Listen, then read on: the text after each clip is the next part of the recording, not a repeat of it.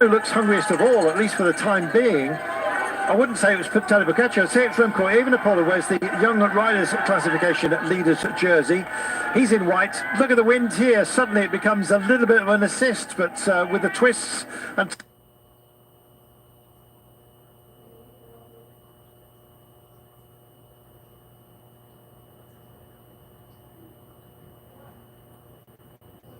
the goal, it was a head-on.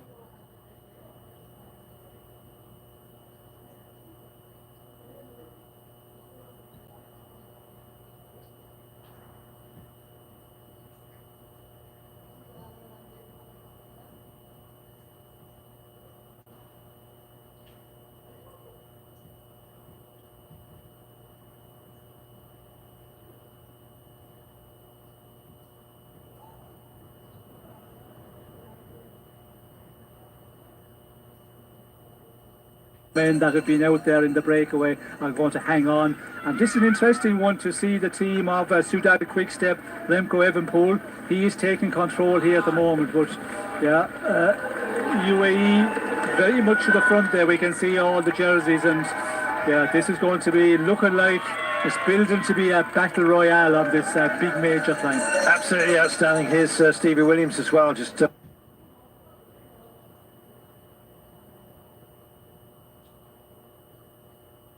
9 and 10 as maximums in some of the turns here, indeed for some longer reaches as well. They're reaching out and still digging in.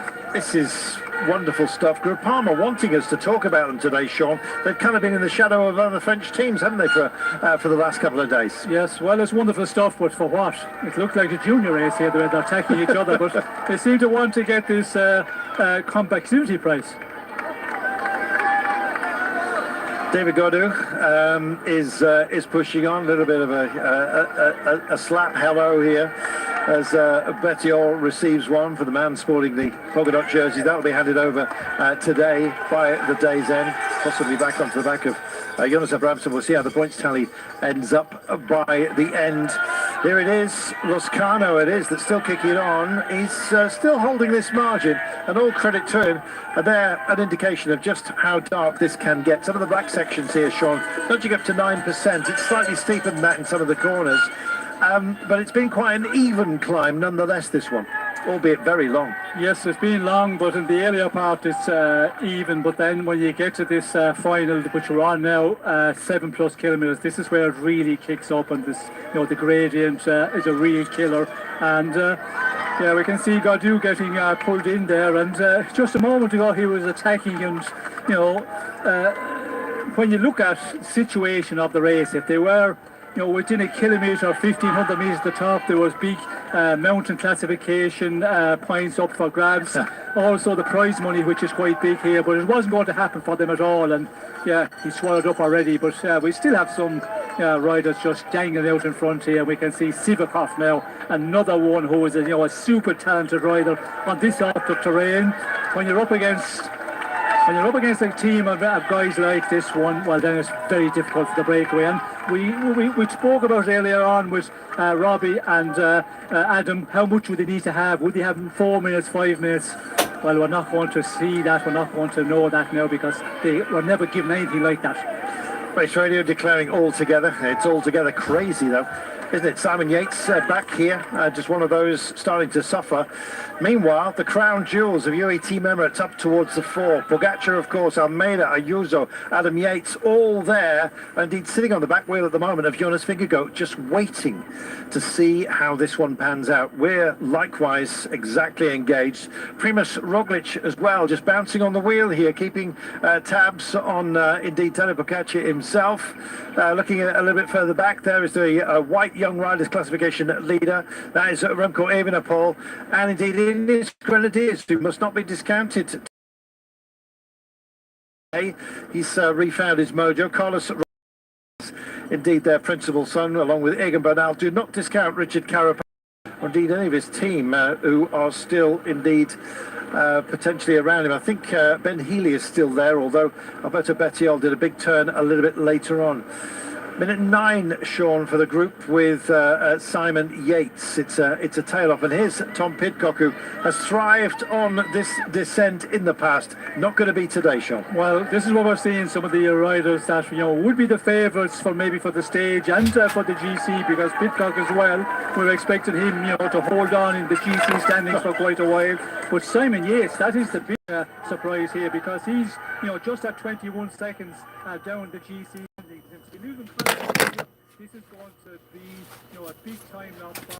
So again, seeing as expected, some of the favourites that you would be hoping and you would be expecting to see staying with all the other big favourites, losing contact. 6.5 kilometres to go. And we see Yates there, it's a kilometre or two back the road. He's already lost contact with some teammates trying to knock them along. And you can see Almeida now taking it up and setting this pace. And this is going to go all the way to the top, and at what point will Tadej Pogacar attack, and Yellow Jersey also starting to get into difficulty. Pass, I'm afraid, has been bitten, and he's in good company as well. The Cade's had troubles, while Poles is likewise. Let's see. Minute and 11 back to the group with Simon Yates, but it's what's going on the nose at the moment, and a blow into exactly that is Charles Almeida. He's issuing the blows. Look at the way that Adam Yates as well, with his brother fading, he's thriving here. He's sitting on the back wheel, marking out Jonas Vingegaard, and that'll be if there's any moves by Vingegaard, who I think if you make a very detailed comparison between Vingegaard and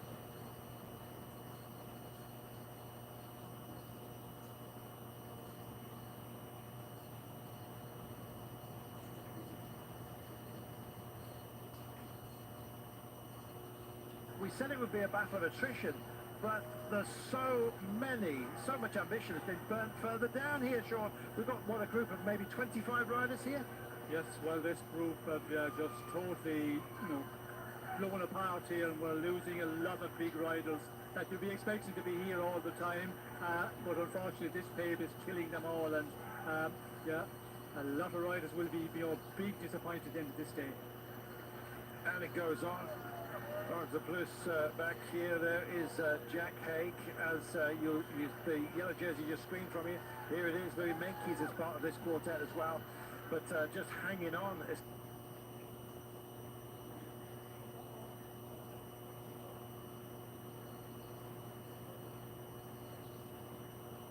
Quick step, of course, with Evenepoel's team also there, but of this group, Garrett Thomas still hanging on. It's starting to shred even further. Roglic is still very much where he wants to be. Adam Yates just bouncing nicely, fully protected still, it seems. Tadej Pogacar, and he's on the radio. What's he calling for, Sean, whenever we've seen the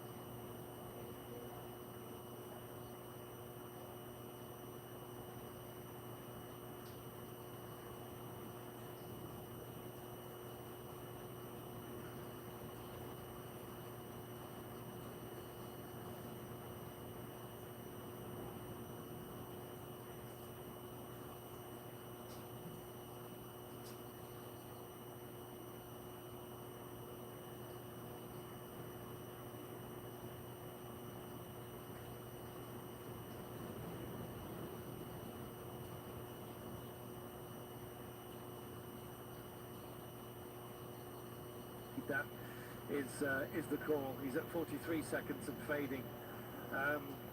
Goodness me, let's wait and see.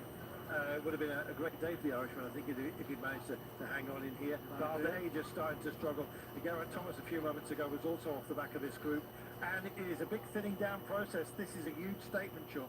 Well, when you see 5 kilometres to the top and you look up in front and you see, you know, the riders from UAE just drilling it on the front and you're on the limit and the legs are screaming at you, and I think that's what got Bardet there. He said 5 kilometres to go, not possible, I have to just knock it off here. There's no way I'm going to be able to cling on and hold on to those guys. And, you know, that is telling us that infernal pace. We see Mass also starting to lose contact here.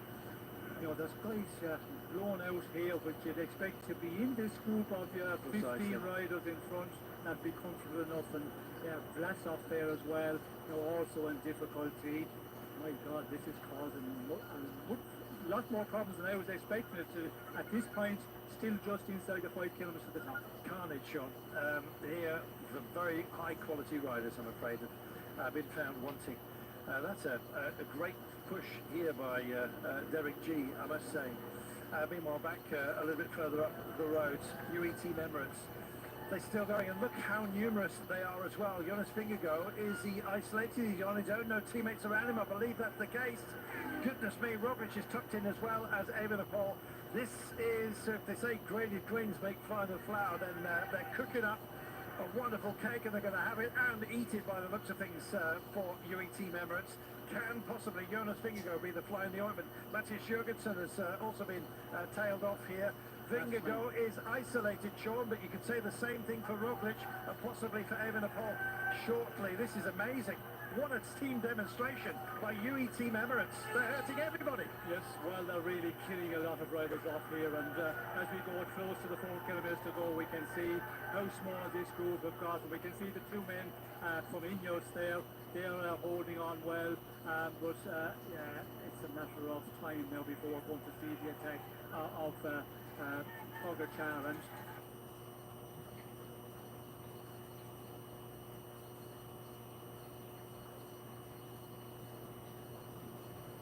so starting to have a bit difficulty following this just infernal pace, UAE team. Santiago Buitrago also there, and this is what it is all about. It's about an imposition of will and indeed having the talent to deliver it. Adam Yates has done a big turn now. He's pulled the pin as well. They're folding in and over each other constantly here, Sean. And João Almeida is that picks up the pace. Here is Adam Yates, chapeau to him. That was a great bit of teamwork that he did in support, of course, of Tadej Pogačar. Here is Jonas Vingegaard with Pogačar on his wheel, as you can see. Evenepoel and Roglic. My goodness, the cream has risen to the top. Yes, Sean, this is magnificent.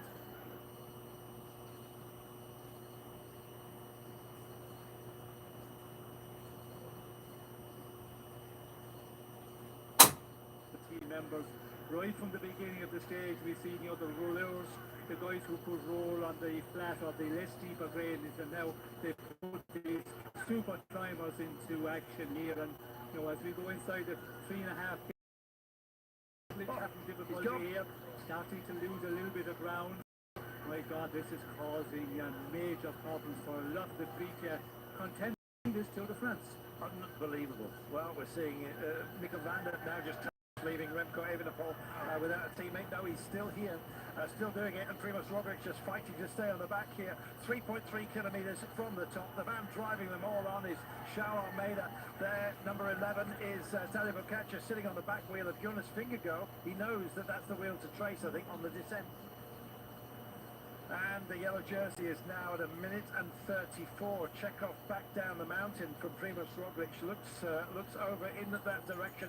Mikkel Landa doing a terrific job actually to stay here.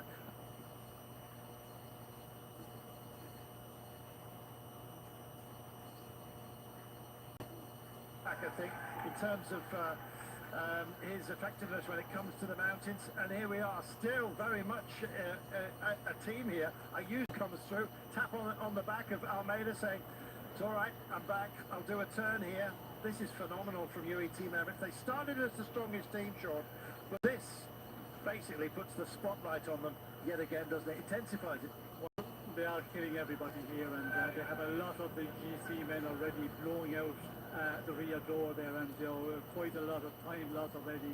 As we can see, Carapaz 141 at the moment, and yeah. It is a big team performance here, and Almeida, as we see there, he was looking around, he was able to dial back to the team director, and after being on the front to do that, that is very difficult to be able to do that. And that just shows they're still pretty comfortable with what they're doing, and at the back we can see, the man from the team of Bora.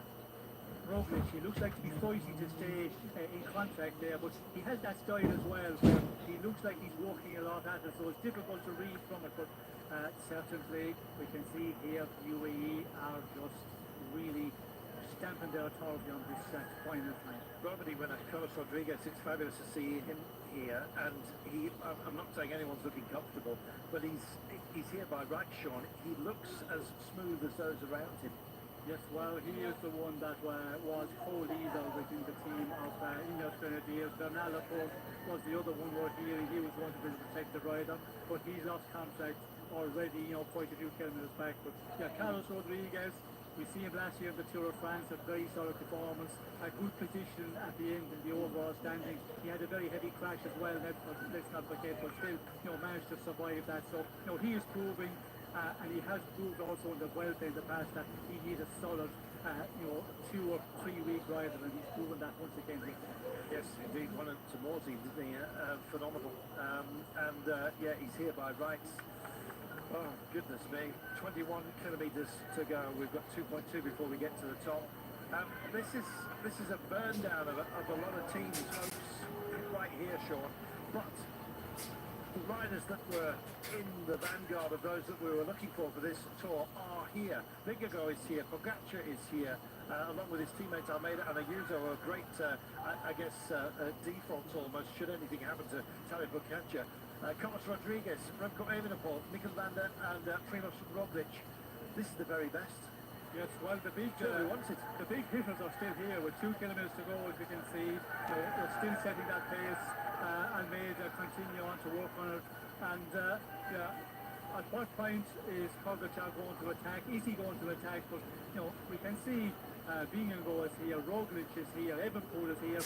They're really the big 4 that we're talking about starting this race, and they are still surviving here. But it's a surprise that we haven't seen Pogacar try and go into the attack, because he usually does. Few kilometers to the top of this one. Is that giving us a signal that maybe he's not as good as we're expecting him to be? We'll have to wait and see as we go inside 1,600 metres to the top. Sean, I think that maybe his problem is that Gunnar Vingegaard looks so comfortable. He's hard to read at the best of times. He very rarely displays his struggles on his visage. But I think this is a great deal of respect between both Pogacar and Vingegaard as well. Doesn't matter what they run at, if Vingegaard's still here, he's got no teammates around him either, Sean, and he looks comfortable. Well, teammates around him is not really a problem, because Vingegaard, he just has to watch Pogacar. Pogacar goes in the attack, bang, in the wheel immediately and follow him, as we see him do already in this race, and we've seen many times in the past tours where he does that very effectively. So, he's just waiting, and we can see Pogacar is in the wheel of Vingegaard here as his 2 teammates continue on to set his pace. But we're getting very close to the top now, 1,300 metres and no move from Pogacar for the moment. It will be interesting to see will he try something at all on this mountain, which we're expecting him to do something. Let us see. It's been a crucible of activity, this mountain, on so many occasions, and not least back in 2011. We spoke about it at the top of the show. Hearts are broken here, and greatness made as well. It's come so early within the race. It's almost like we struggle to realise its impact. It's had a huge impact upon those who are not part of this group. But if you can hang on to it, and you kind of feel that Primož Roglic is thinking this way, then you put some power back in your legs on the descent. Any one of these riders could come through and take victory today, Sean. Yes, well, they're all in a shout at this point, as we go inside, 900 metres to go. Bonus at the top of this one, of course, as well, let's forget. So that would be an interesting one between all the GC men. Well, the race threat, here goes Pogacar. Pogacar, he wants those 8 seconds. He goes and Vingegaard rounds everybody else straight onto his back wheel. And it's Evenepoel is also in the frame here, but Pogacar wants the 8. He wants the Henri de Grange award as well. If you're handing that around, I should imagine when it comes to the coach a little bit later on. Still got 700 metres to go, and Vingegaard's absolutely locked with him. Well, Pogacar is the better sprinter of the pair of them. Are they going to go over alone and then duke it out alone? Let's see what margin they can hold on to. Pogacar still stamping on the pedals here and into that gap, using him almost as the aero tunnel here is Vingegaard. The camera just struggling to get out of the way as the crowd encroach here. They round this corner, and Pogacar cannot shake off Vingegaard. Does so now, 4 bike lengths, 5 bike lengths, and has another dig as well. This will be a statement apart from anything else, and away he goes. He wants to basically show a back wheel to everybody, including Jonas Vingegaard, and he's done it. The wet roads here from the snow melt. We had an avalanche earlier on, and we've got one metaphorically right now with Tadej Pogacar. He looks back, he sees a gap, he knows he's going to get these 8 seconds.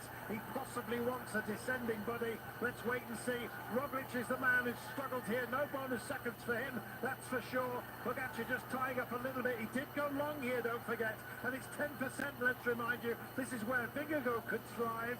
Well, that little flat section that introduces you to the very steepest part of the climb at the very top, and that gap is narrowing. The graphic not doing us any favours there.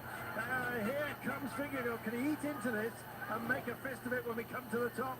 Does he even think it's worth the energy to do that?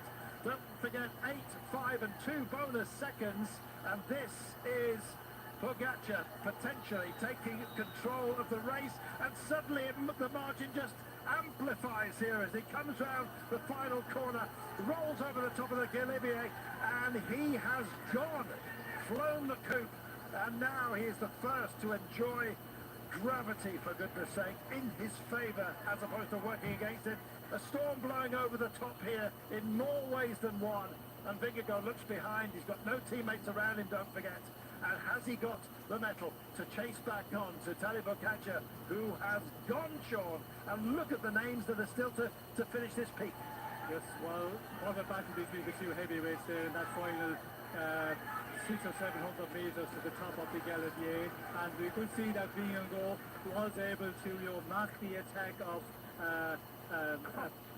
Pogacar, and but just got into difficulty in that final 400-500 metres, and we could see on the climb, he could see them just out in front, but when Pogacar went over the top and Vingegaard came over, you could see the gap, and we can see 11 seconds at the moment. It's going to be a full-on descent for this final 18 kilometres now, and yeah, this is going to give confidence to Pogacar because he knows he can push the defending champion under difficulty. He can. 12 seconds margin at the moment. Now, Jonas Vingegaard is a very good descender. It does flatten out at the very, very base of this descent, but much of what remains is descending. And some wetness here, not least, of course, the flash photography going on. I don't know why you need that. I know there's cloud cover here, but anyway, 12 seconds margin. We're going to be looking at the clock. Vingegaard, over this kind of distance, is capable of getting back to Pogacar, but in a sprint, you back Pogacar surely. Well, it's going to be an interesting one, will it be a sprint, because this man here, we know, is coming back from the accident. That can be a little bit of a problem when you have to go down and take risk and wet corners, as we can see here. So it's going to be a very interesting one. 10 seconds at the moment for the leader. Jonas Vingegaard is first to hit the puddles, and there's plenty of them here.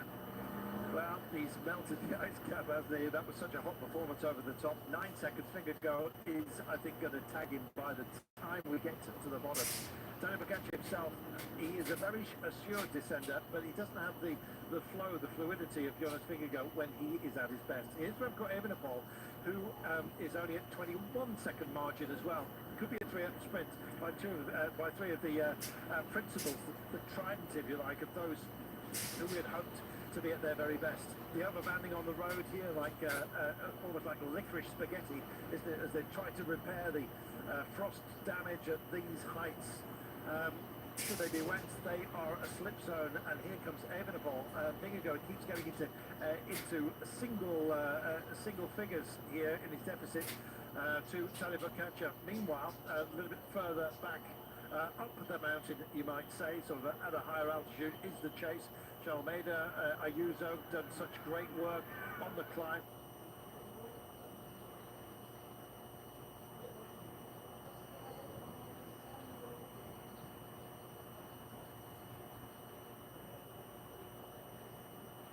Lot of time, almost 4 minutes here at the moment, yeah, he knows that it will be difficult when the big hitters really start duking it out on this climb, and he's just walking away and to get to the finish now. It doesn't matter if it's going to be 4 minutes or 7 minutes to him, and he's going to lose the yellow jersey by a long, long way.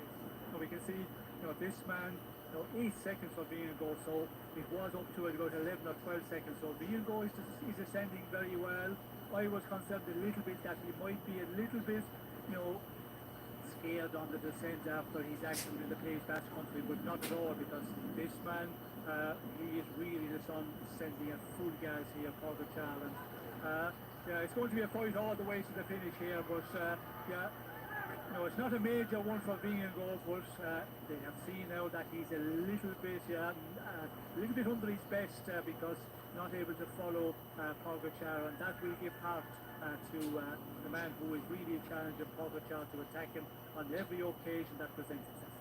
Well, I think the mule and yaw of the motorcycle that has now just caught up with his finger go. Was busy filming those who came up and over the top. We've got a camera bike on the pair of them. We're relying on heli shots up here. Carlos Rodriguez is having a great descent as well. Maybe the belief of youth here. Just 23 years of age, remind you, only turned 23 in February, and he's tagging on to Remco Evenepoel as that group that came over the top together just start to fracture a little bit. Still Pogacar pushes on. He's 50ping these corners, Sean. He's double checking into some of them, but Vingegaard must be dabbing the brakes as well. As you say, he's possibly dialing in just a little bit of insurance. It's a wake-up call, isn't it, whenever you have a bad accident. There was a horrible one on the Tour of the Basque Country. Doesn't matter how many times he's actually reconned this descent, there's still going to be that percentage, even 0.5%, which just doesn't want to push it to that absolute limit. Yes, always. When you come back from a bad spill and you break bones, it takes you a little bit of time to get that confidence back. When you have to descend at, real crazy speeds, which you're doing here, as we can see, Pogacar, he's just, taking all the road up, out of the corners, leaving as route wide as possible. And that's what you've got to do when you're going at these high speeds. But yeah, Viango is doing a great job, 12 seconds at the moment. It came back to 9 seconds. So, yeah, this battle is going to go all the way to the finish. I believe 13 kilometres to go. And we can see Evenepoel is the one that's, losing a bit of ground. He was at about 20 seconds. And on this mountain, there's just, the big favourites for this race. They're all scattered all over this final descent of the day. It's Roglic, just about to get onto the back wheel of the white jersey of Remco Evenepoel. But Carlos Rodriguez has tagged Evenepoel and gone by him. This is absolutely magnificent. 12.5 kilometres until we get to the finish line. And this man looks like he's going to hit it first. On his own, Sean, and how often have we said that about this man? Well, we were forecasting today he was going to really, test the other big favourites and notably the defending champion. To try and break him, and that's what he have done.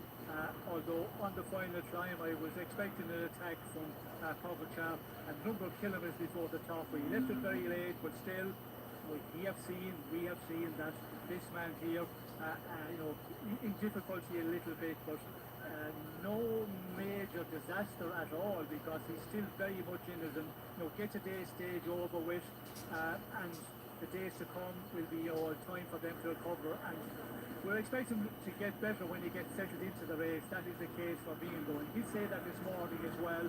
These first week of the race could be the most difficult part for him, but yeah, he's defending very, very well considering where he's come from. Rodriguez, Sean, the lack of fear, I think, within youth.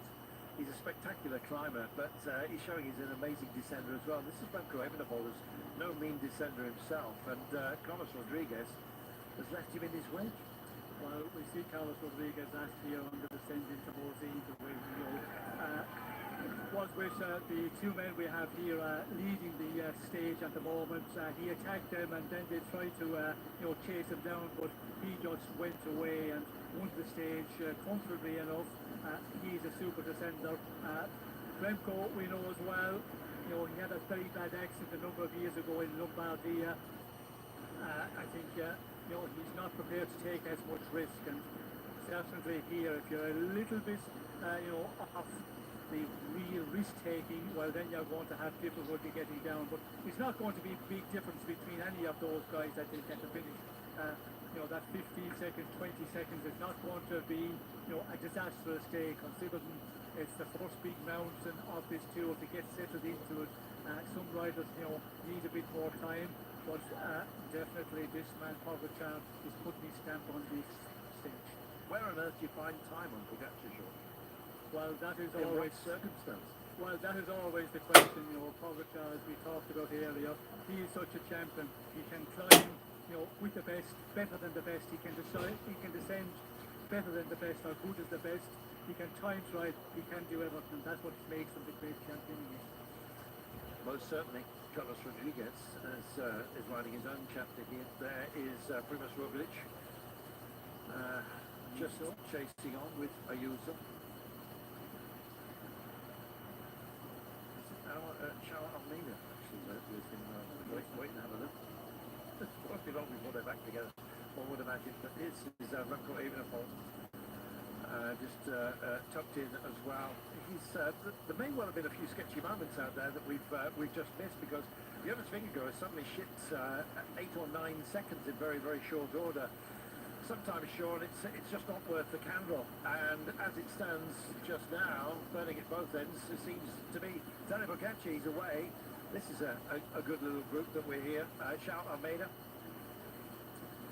just tucked in, riding beautifully alongside.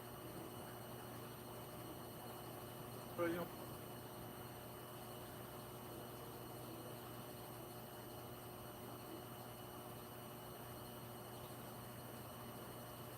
At the moment, and you can see here on this part of the descent, this is where you need to have the power as well. You have to invest a lot, to keep the high speed here.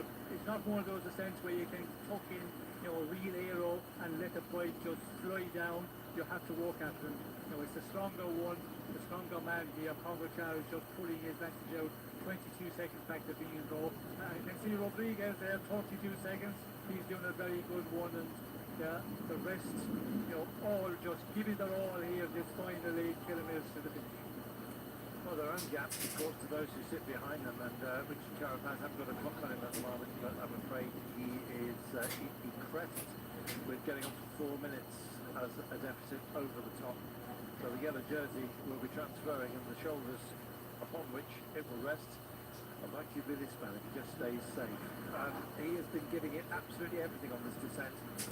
No margin taken, and very little margin for error the way he is going down here, but he seems confident and happy. The suggestion of a Superman tuck there, but anyway, stays on the saddle. Meanwhile, Jonas Vingegaard still alone, about to be joined here, Sean, by Carlos Rodriguez. Yes, well, he is doing a real strong descent here, and he seems to be eating into the time of Vingegaard, and that will be an interesting one, because still 6 kilometres to go. If they can start walking together, it is an advantage, and it will be an interesting one. When he does come back to Vingegaard, although he has quite a number of seconds, and on the downhill, 4 or 5 seconds. Unless the rider out in front of you is, really slowing, it's a difficult one to bridge. It takes quite a few number of kilometres, and as we can see, 5.9 to go, so we're getting ever so close to the finish. Well, you heard the effects mic there on the motorcycle, just picking up the foot pegs of the motorcycle pilot scratching on the side of the road. The bikes have got to get out of the gap here, because Rodriguez is here, so is Roglič. And they have one Ayuso along for the ride as well. They're just about to draw back Jonas Vingegaard. And so a quartet, that could be a time trialing unit. You never know, Sean. It might be that they just have at least the closing of that gap, the reducing of that gap, if not the extinguishing of it within them. Yes, well, I think the man from UAE, Ayuso, he's not going to contribute at all. As you can see here, he's not taking it up as Pogacar just goes and duties pull on the front. And it will be interesting, the other three, if they really cooperate together. Just one inside the 5 kilometres to go, but yeah.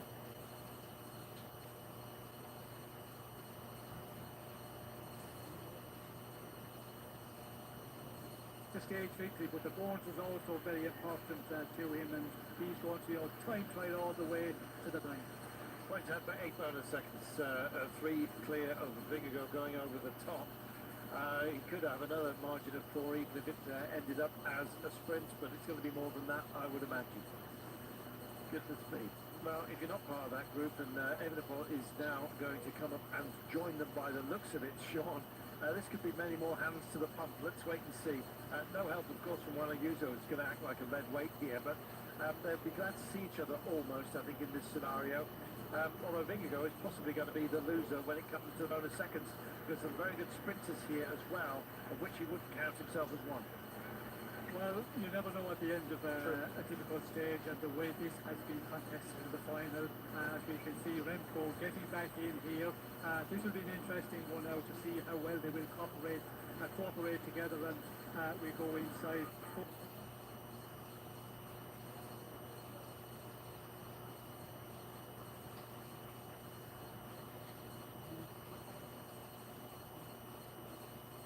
12 hours, to get back in here in this chasing group behind the sole leader. Now, after the Flamme Rouge, it gets very, very technical. It's almost like they've sent them around the marketplace. So, go and visit the broken biscuit stall, for goodness sake.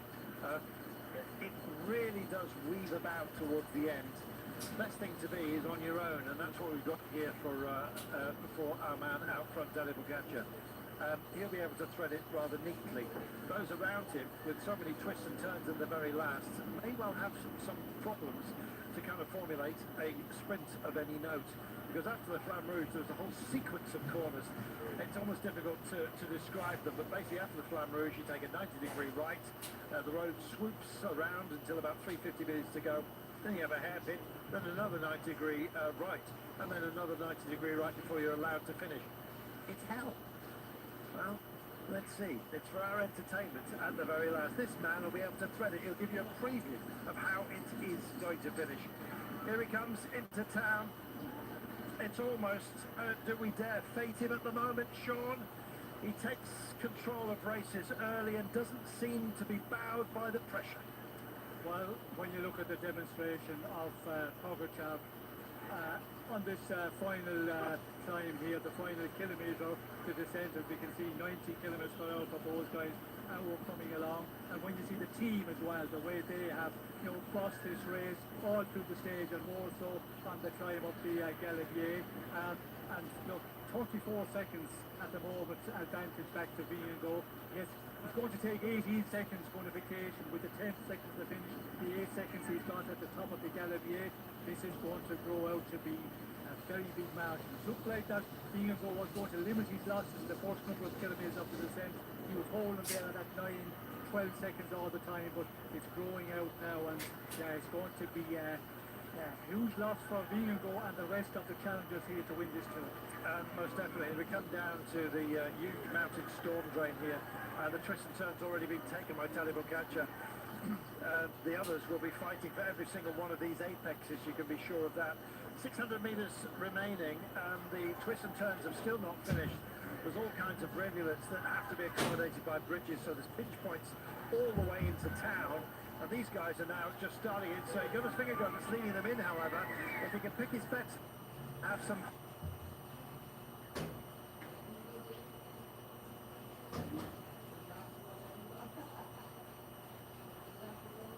Healthy and happy is this man. Look at that. Totally undiminished, his greatness.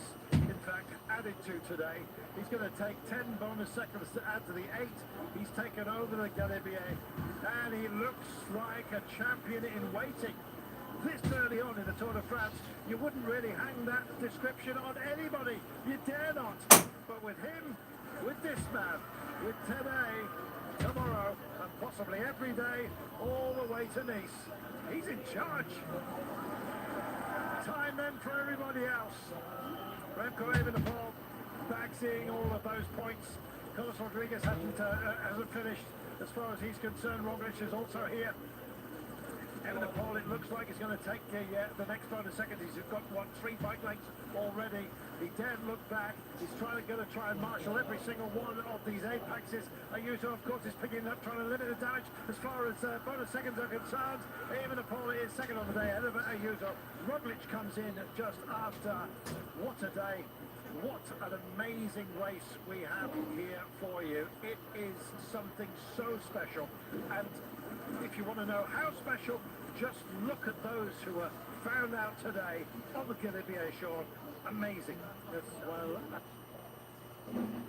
Pogacar and his team, 52 seconds, I reckon that he's going to take advantage in the overall standings over that group of big favorites we see coming in just a moment ago.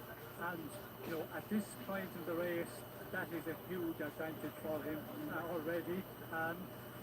Yes, and as we were expecting, he was going to try and, you know, test the other big favourites and more so test Vingegaard, because he's coming back from a long time after being out of competition, injury-wise, all of that. So this is a big blow to the other contenders to try and challenge Pogacar to win this race. Well, he's written many chapters already. It's going to be like an encyclopedia of greatness potentially for Tadej Pogacar. Let's remind ourselves that he is only 25. He's only just out of the riders competition. He's absolutely phenomenal. And here he is. And look at his recovery rate as well. It's just outstanding. As you were saying, Sean, he's got it all. And it just doesn't matter if you are a percentage off in any of the disciplines that make up a Grand Tour rider, whether that's time trialing, descending, climbing. There's always somebody better than you, and that's Tadej Pogacar. Well, you know, he is a rider that has got the full package for a big 3-week tour, and you know, he showed it once again today. He's on, you know, on top shape. The way he rode on that final climb, and it's a matter now, you know, where can they, you know, get the opportunity to take some of the time back? The big favourites that have lost a lot of ground to the main man for this win overall. You know, when you've got the likes of Adam Yates who's prepared to sacrifice himself for your ambitions, that's such a gift. We talk about the crown jewels of UAE Team Emirates. They were on display today, Sean. Polished, brilliant, shining in the sunshine. Yes, well, a real show of dominance by the team, and you know, right from the beginning we could see when the break got away, that group of 17 riders, there was that intent to control the race, and you know, as we got closer to the finish and the final climb up Galibier, we could see the way they were putting the men on the front and really just making the race difficult for everybody, and you know, it just caused so much problems for a lot of the guys who would be hoping to get into the top 5, top 10 in difficulty. Quite a few kilometres from the top of the Galibier, and then in that final kilometre, we just put all the big favourites in the race. We are waiting for Richard Carapaz, the yellow jersey, to come in. I've not seen him cross the line just yet. And here he is. He's at the Flamme Rouge at the moment. The clock is, of course, still rolling, and there it is. It's almost cruel. This game is about so much, but it's mainly about time, Sean, and that's a huge margin to some great riders, of which we have to include Richard Carapaz, but today he got found out. Yes, well, I think he was expecting it would be difficult if the big favourites went into battle, and notably this man, it was always going to be a problem for him to hold on to the race leader's jersey, and we can see now it's just a matter of getting to the finish, and he's got his day in yellow, and you know, it's something that the riders always dream about, and he'll be happy with that situation, I think. But you can see there Enric Mas coming in, losing a huge amount of time, and that is the case, you know, for a lot of the riders who will be hoping, you know, to get on the podium maybe and self.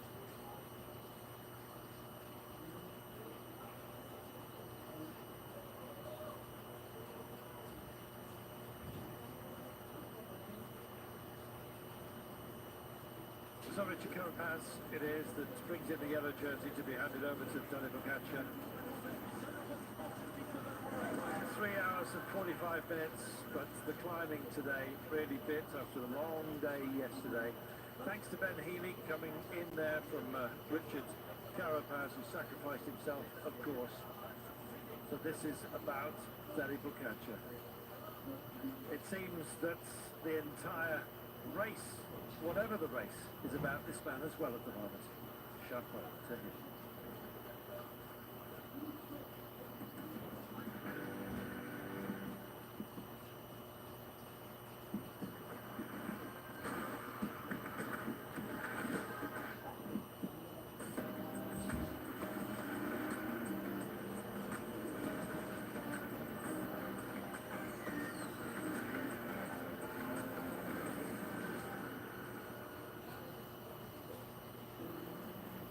Race 2 of the FIA World Endurance Championship is about to get underway. We're at Imola in Italy, the home of the San Marino Grand Prix. Ferrari have qualified 1, 2, 3, but all these fans were due to come here anyway, and they are in for a real treat.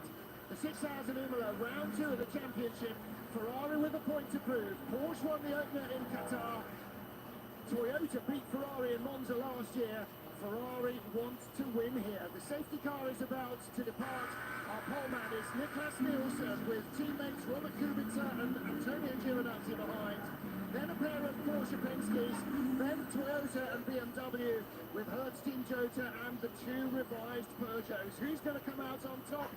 Not an earthly chance, we're going to find out for another 5 hours and 55 minutes. We are ready to go green in Imola. Car number 50, Nick Nielsen on the pole. Alongside him, the yellow AF Corsa Ferrari of Robert Kubica.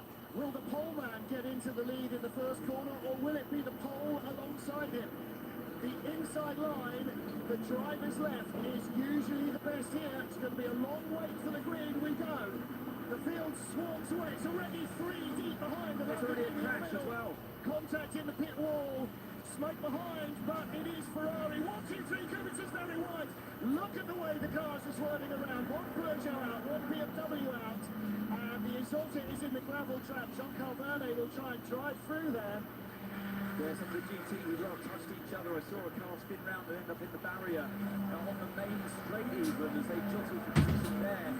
And then, like you pointed out, Martin, cars spearing off the circuit. There's the car I saw. Yeah, it wasn't the Isolta. Both Alpines were off. So one of the Peugeots, 94, Paul di Resta, both Alpines, and you just saw Marco Fettman in the number 15 BMW, their better qualified car. It's Yasser Shaheen in trouble with the number 91 Porsche, which was the instant that you spotted there. He did not get across the start line barely. There's the 94 Peugeot. Paul di Resta had trouble in the race last year. And looks like he's got trouble very early on. There was definitely contact there. It was 3 wide around the slightly slow starting Lamborghini of Mirko Bortolotti, the green car there. And the safety car, unsurprisingly, has gone into the pit lane and will come straight back out. Yeah, it's a shame there for all of the cars running down towards the first couple of corners, and you see the Alpine struggling in desperation to get back to the pit. So the car 91 you see on screen here has got going again. So yeah, the safety car, I think they did the right thing there, the race director, bring the safety car out. They gave them more than half the lap to make that decision. But yeah, awful scenes down into turn 2 because, like we were saying, it is about track position. It puts the drivers under a lot of pressure. Now look further back in the field, there's already the BMW Peugeot. That takes out one Alpine. The other one tries to avoid the reversing BMW, goes through the gravel. So the second race in a row, we've seen cars make contact. Now what happens here? There's the BMW in front of us. It just blocks it. Did he get already? It's off the Christina, I think on the right hand side there was contact. Yeah, so this car we're on board with now, the Peugeot had contact from behind. That's di Resta, who got tagged from behind, on board with the second of the Alpine. And it's all happening in front of him. That's the Martin camera view. Yeah, there's the contact. So it's the Alpine into the Peugeot. Exactly. And Which was the better of the Alpines? 35, I think, and that's Matteo Maximilia's car. There's the Isotta, that's the view from the Isotta Fraschini. So the Isotta hit the Alpine, it was then hit the correct. domino effect. It was exactly that. It was the 11 into the, which of the Alpines was it? Then into the BMW.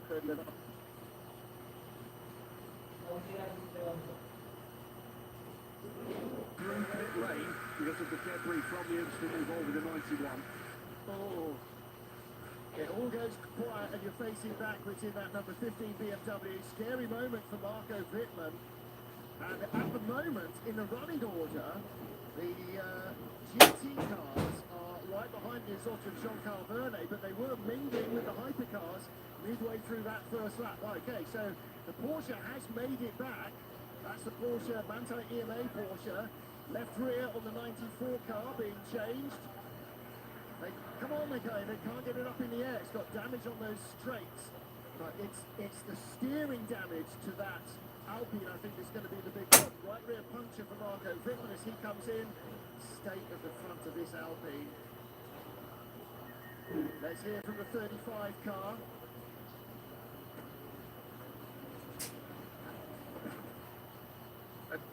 Once the puncture, the steering is again straight, so maybe we can fix the rear end and the tire, and maybe we're good to go.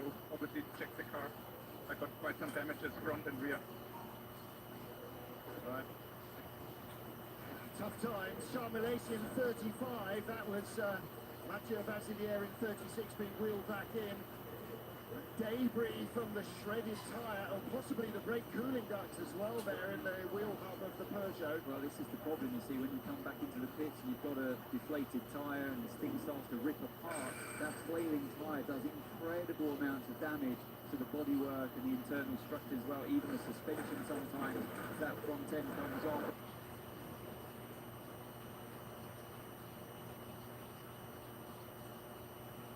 And what those tyres have done to the actual suspension work, if at all. So fingers crossed, it was just bodywork.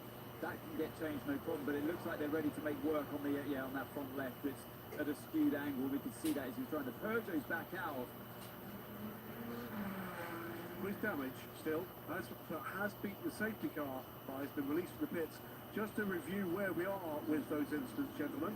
The 35. As we've seen,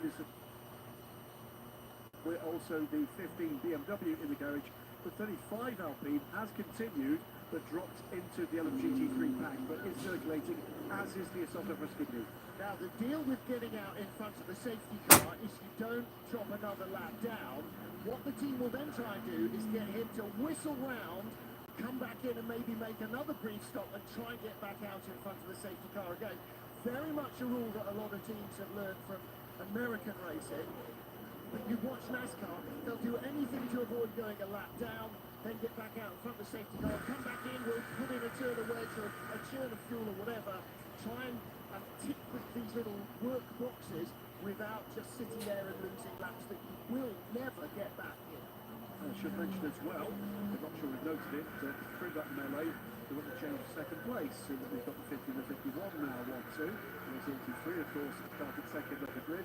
And because of the melee with the hypercars and the impact and themselves involved there, there's all sorts of change up to the LMGT3 order. But the important position is still in the hands of Manthey Pure Racing. They lead with Alexander Velikin. Yeah, and in second place, Amador Hart, in third, Darren Leung. So again, bronze drivers in the top three in LMGT3. Mr. Course Ferrari 55, Rosario, another bronze. He's moved up to fourth, and Ian James in the second fastest qualifying Heart of Racing Aston Martin, keeping his nose clean in that first corner melee or the start line melee. Then he has dropped down to fifth place, ahead of Giorgio Roda, James Cottingham, Tom Van Rompuy, and Thomas Floor in the 54 car. The team did persuade him to start. Thomas does not like starting the races.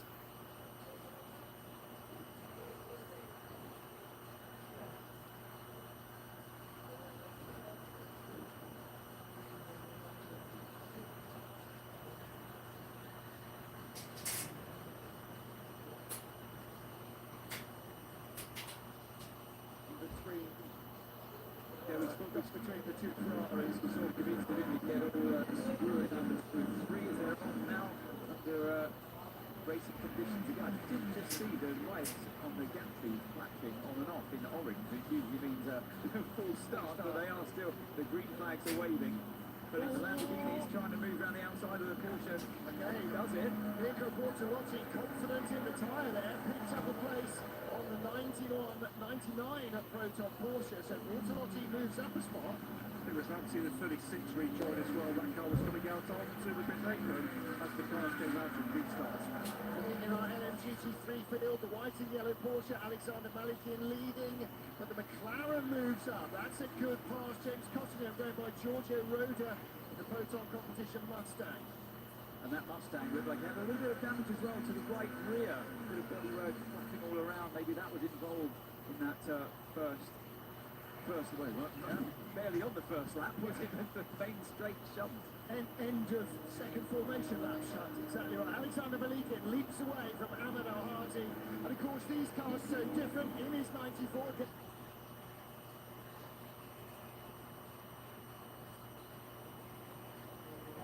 Because all of those aerodynamic devices are important. So good out, by the way. Good news for Alpine, but bad news for Virtuo. 94 car on pit road. Yeah, that's what we just saw. They're changing the rear of that car, and they're going to try and beat the leader round. The leader is coming out of Ravazza and coming across the line. Don't think the Peugeot's going to make it out. They needed another lap of safety car, and the Peugeot goes a lap down. Lights are on, lights are off. Leader is Nick Nielsen from teammate Antonio Giovinazzi. Now again, Anthony, we're saying only 10 cars are going to score points at the end of this 6-hour race.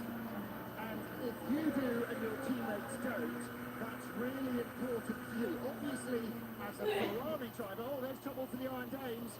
Is that a puncture? It's going very, very slowly. Sarah Bovey, there's Rahul Frey. She will rejoin the driving lineup next time out in Spa. You saw she was just deliberating whether to come to the pits or not, and missed the moment, committed to go on to another lap. Here's the bodywork I mentioned, the Mustang.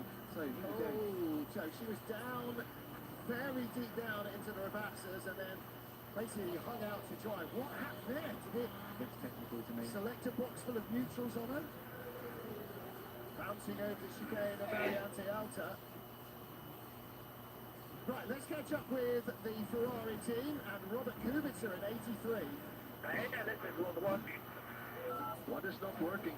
ALS, I have threshold response of the engine. The engine is running very good. ALS.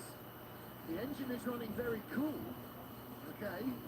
Possibly not the biggest drama, but you do want it to be an optimum temperature rather than too cool or too high. Well, either way, he's dropped position to one of his teammates, hasn't he? And now he's got the Porsche of Laurent Vantour right behind him in car number 6, as we see him move down into Tosa here. Yeah. The Corvette versus the Mustang. The 81 car, the first car not to make it into the pole, was our pole sitter, of course, in Qatar, first time out, but trying to recover back on the field. Yeah. Giorgio Roda loses a spot to the TF Sport car, and the 777 down the inside. That is D-Station's Clement Mathieu. Ryan Hardwick eased out onto the gravel, loses 2 places there.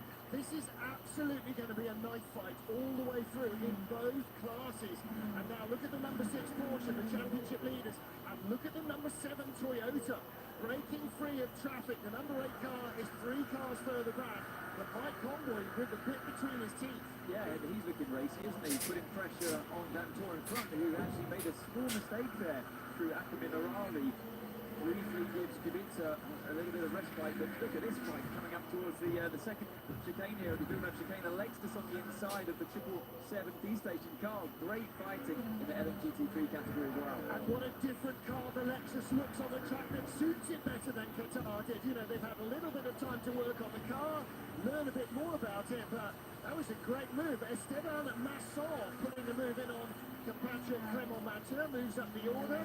And the Iron Dames car at the back moves by the Iron Lynx. Lamborghini passes Lamborghini.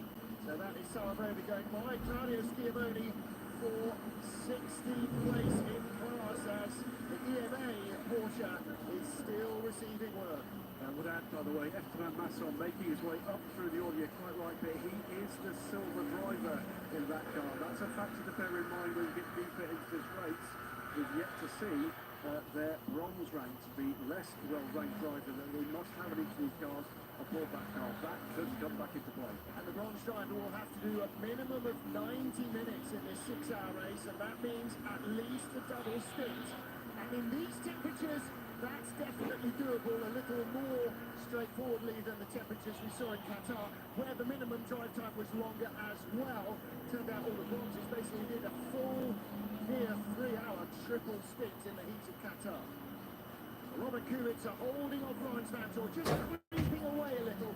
And Anthony, predominantly, that's because Vantor is worried about Mike Conway in the mirrors and can't really commit to trying to attack the yellow Ferrari. Conway to me looks like he's one of, if not the fastest car on track. If he was given a bit of freedom, you're laughing at this bit of bodywork flapping around at the back of the Proton competition car here. Yeah, so that Mustang, that's part of its aerodynamic bodywork. That can't be helping the tyre life or the handling. That is the black and orange flag. They need to corner this car.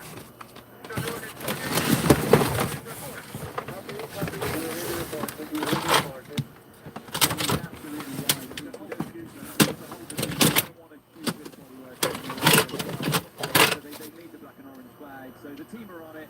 Let's see if that does find their way in. The announcement will come very soon. It will be in the pits, the team are ready, and the Irishman are in as well. We are 8 minutes, what is it all about? 6 hours of the Ferrari are 1, 2, 3.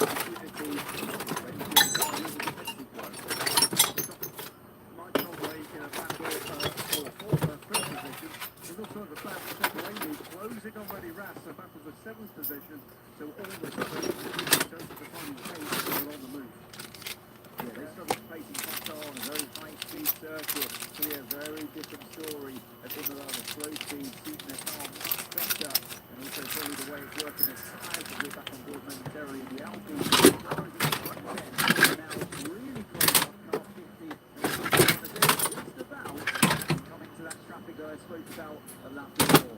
AJ must have been pleased to see that.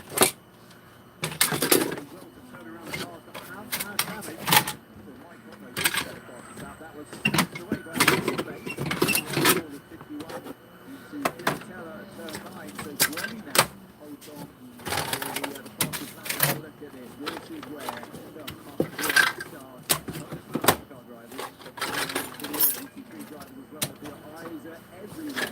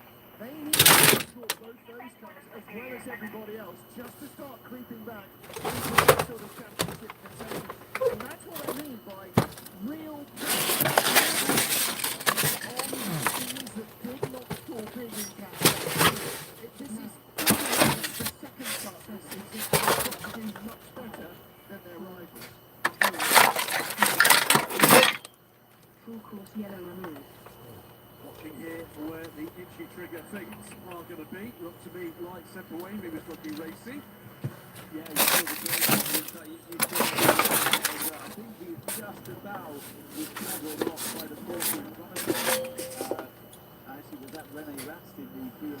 Still behind the BMW. No, it was Conway on the Porsche. That's what I saw. Yeah, Conway's got problems because Fred Matabiki behind him was sitting right up behind him there. They got caught in traffic. And the number 6 Porsche, the first of those two, has been separated from Mike Conway. So he's now going to attack this man, Robert Kubica, for third.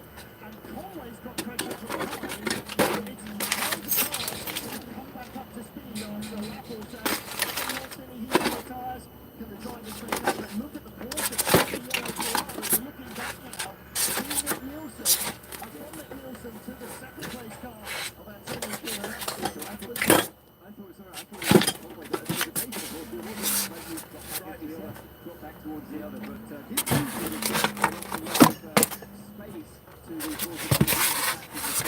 But on the actual speed of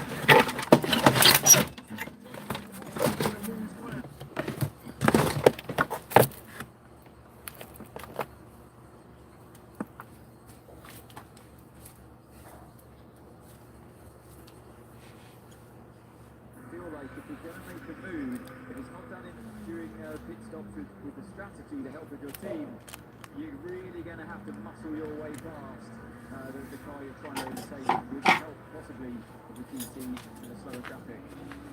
Well, you've heard from Anthony Davidson, Graham Goodwin, and me, Martin Haven in the booth, as we see the Corvette coming back on after a gravel trap. Fourth member of our broadcast voice lineup is in the pit lane. Let's hear from Bruce Downey. He's down with Iron Links. Go ahead, Bruce. What do you know about the Iron James Lamborghini? Okay, we don't know. We'll try and catch up with Bruce in a moment, but the Iron James Lamborghini is still in the garage. So it is the Manthey EMA Porsche that was knocked off at the start. And there is the flashing headlights now of Mike Conway, right back on the tail of that number 6 Porsche, the championship leader. That didn't take long at all, did it? No, he got a break in traffic and got back up to him, because did you see how far the Porsche dropped off the back of the yellow Ferrari of Robert Kubica? Again, you can spend 10 laps gaining 2 seconds right onto the tail of somebody and then be balked and lose it in a heartbeat. Yeah, some moments while we're trying to unpick that. It was Hiroshi Kazumi off and back on in the X2 Corvette. Also, a very grassy moment there for Nico Müller, the 93 Peugeot. I'm just checking down the order here. So it could be a pretty good repair job for number 36. But Nico Müller, Mathieu Mazepin just put in the fastest little sector of the race in the recovering 36 Alpine. So they've cleared that gag of GT cars now. And yeah, so they got a bit of fresh air until they come back to the GTs. When you see what happens later on in the race, the whole field gets spread out, and then you seem to be consistently in amongst the traffic. But for now, they've got a bit of a breather, and it's back to how we were at the start of the race. Well, we still have 3 cars in the garage, 2 of them under investigation for contact. That's 91.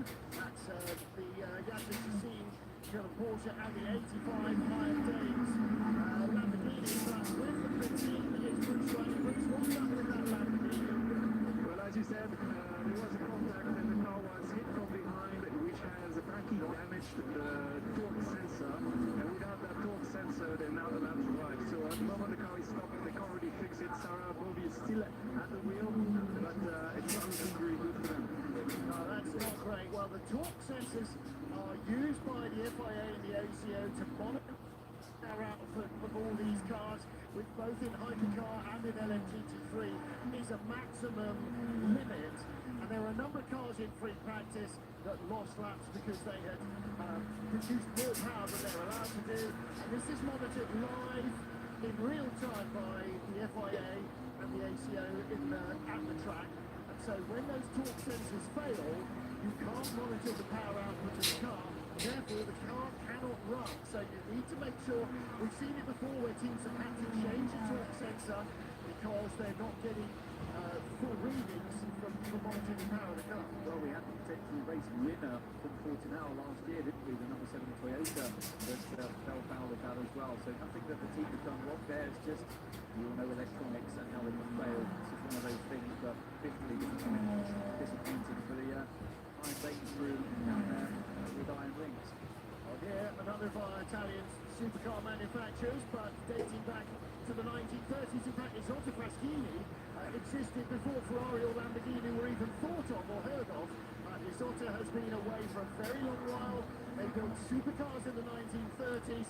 Isotta Fraschini have their hypercar here. Jean-Carl Verne is the man who started it. He's lying in 15th place and does appear to have a bit of somebody else. Who did he hit? The number 15 BMW. He hit the Alpine first. There's a problem with the solution. The problem is he's got non-homologated part aboard the car. The solution is it's not his. Okay, we give you a few laps. You will be the small gap. One. One. Then we'll go back to full course. To full course. Okay, the problem that we have now is that the car is not doing. It's not.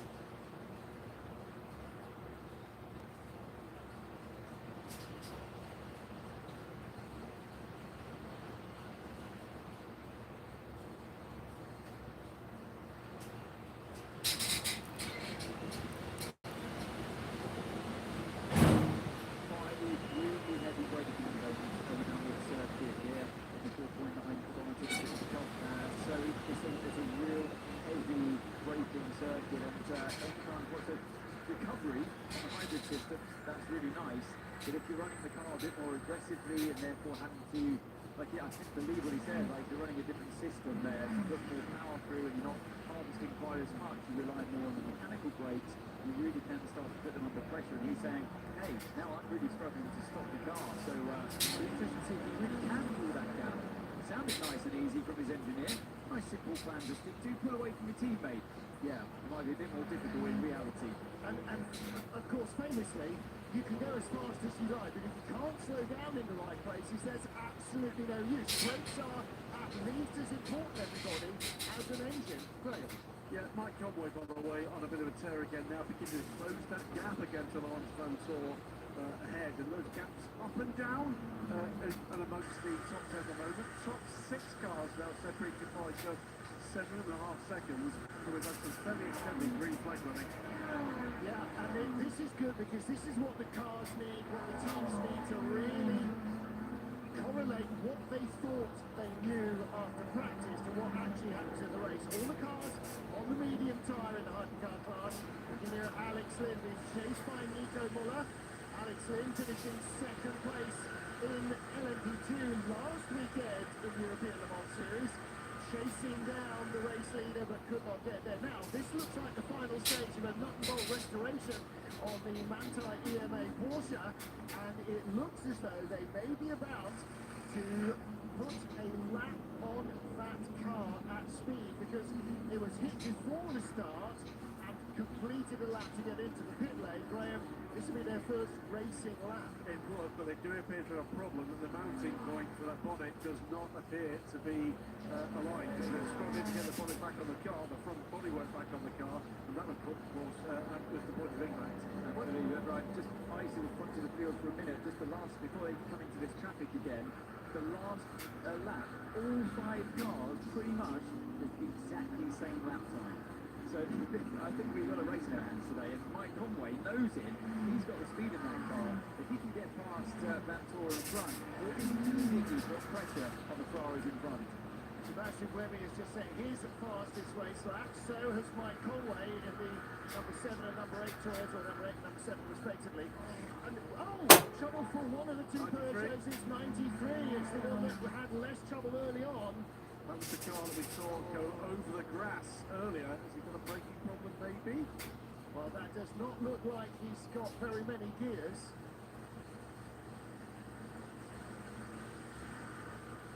I lost the gearbox. Clutch ill. I lost the gearbox. Now, it's not a manual selector. What's the thing that almost always goes wrong on cars? Electronics. And he looks like he's got shifters and speed again. So again, control or delete some of the systems. It's electronics. Well, you might ask when you're at home, does it matter if the bonnet of that Porsche is not square and fitting properly? Well, it doesn't when it's in the pit lane. It doesn't look great, but it doesn't matter. But coming down to Tamburello, we're doing 165 miles an hour. Let's have a listen to this, and also keep an eye on the left on the steering wheel. You can see he's gone down to 650 here. So he's definitely got the gears there on that moment. Moving again, moving. Okay, Nico, keep going, keep going.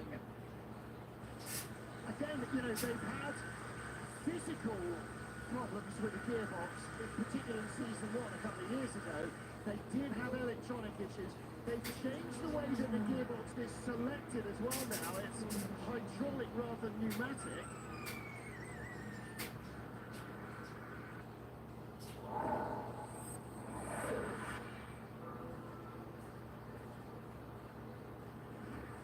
With that, you see he's very much pinched the almost axle deep, the rear right of that 296. He just took too much curve on the left-hand side with a bit of too much yaw in the car at the same time, and just innocently came to a standstill in the gravel, and then when he tried to reapply the power to get out of it, dug himself ever deeper. So yeah, disappointment for Thomas Floor. They're such a difficult circuit. Make one mistake, it's really going to bite you. So through that traffic, we saw the dramas for the second and third place Ferraris. Nick Nielsen managed to get away with it, but he's lost about the second to the chasing pair. We are going to be going to a full caution in about 40 seconds time. But now back to 2.1 seconds, the gap between Nick Nielsen and Antonio Giovinazzi. Right there with Mike Conway here through the first chicane at Tamburello, lines himself up nicely with a Corvette to get past efficiently before the next chicane. We will go under full course yellow in less than 15 seconds. Full course yellow in 10, 9, 8, 7, 6, 5, 4, 3, 2, 1. Full course yellow, full course yellow. Here again from AI Eduardo. We'll go into that forecourse. Well, as you say yesterday, That's AI Lisa. That doesn't sound even remotely like an Eduardo box. That's a Lisa it's a box. lifestyle choice. As you say yesterday, what that system allows the model process assistant Lisa to do to focus on the here and now. Accounts can be done electronically. There's also a lot of things on those controls we can't. I think there's still nothing wrong on the other Mustang now. I think. Well, they've been sort of in the wars a little bit, and sometimes for no reason, that just tends to happen to cars.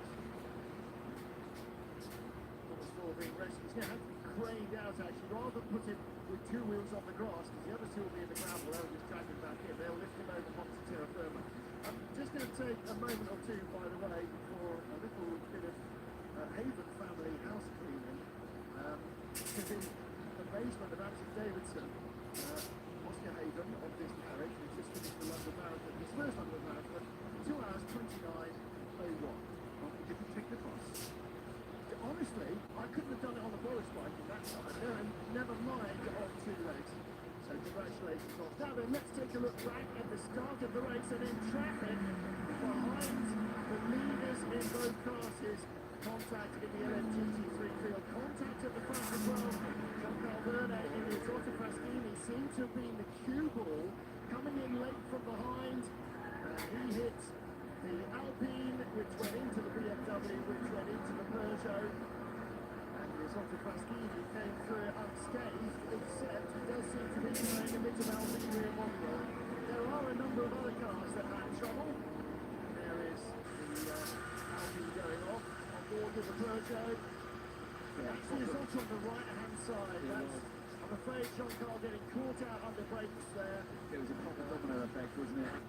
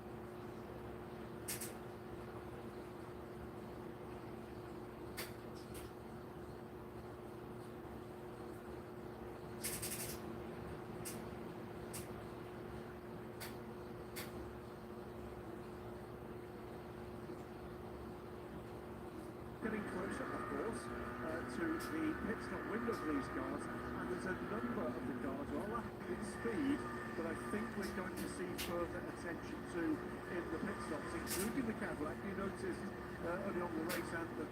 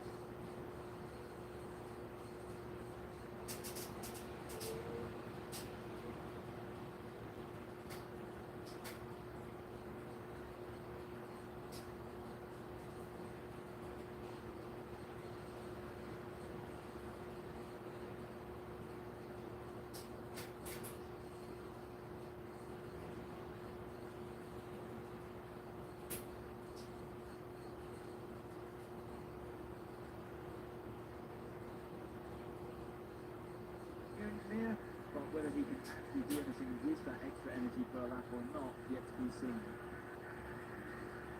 Potentially trouble for the third place car, car 83, under investigation for possible undertaking of the full course yellow. So we'll keep an eye on that, and just as I was saying that, also to note, new fastest lap of the race goes to Nick Nielsen, 1:22.499, that came on lap 24, the previous lap, but Company Giovinazzi still within a single second of the leading number 50 car in the chasing 51 Ferrari 499B.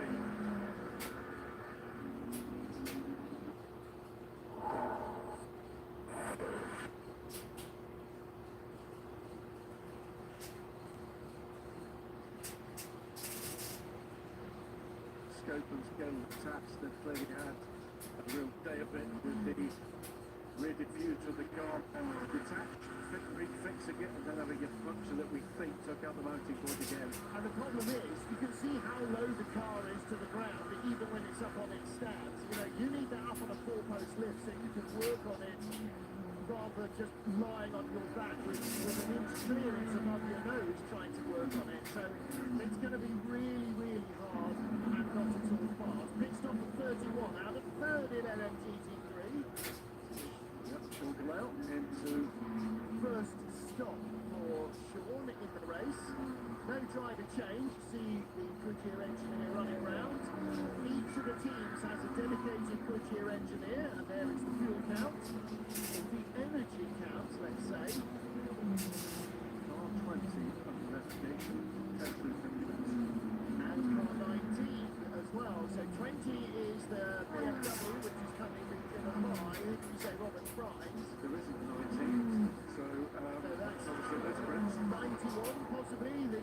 anti-EMA car Boris Schuring. 15 BMW, 9 Youngish, younger brother, I think, competes in Porsche Pro Cup Deutschland. Yes, Yeah. yes he is.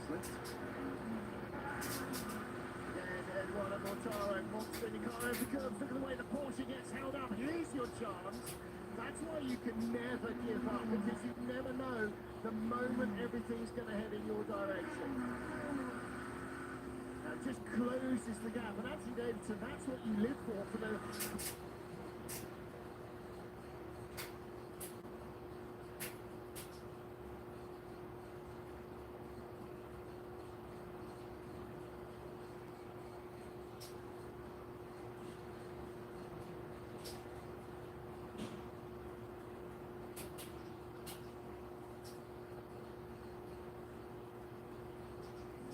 So that was a good, strong first stint. I was watching his lap times compared to the much more experienced Sean Galeo. I'm really worried about that small fire on the front left brake. That one, that's just a heat soak as the car sits there in the pits. And we know when once it gets going again, there's a heavy braking circle. But Sean Galeo just chipping away at Valentino's times there, around about half a second a lap, I'd say, on average.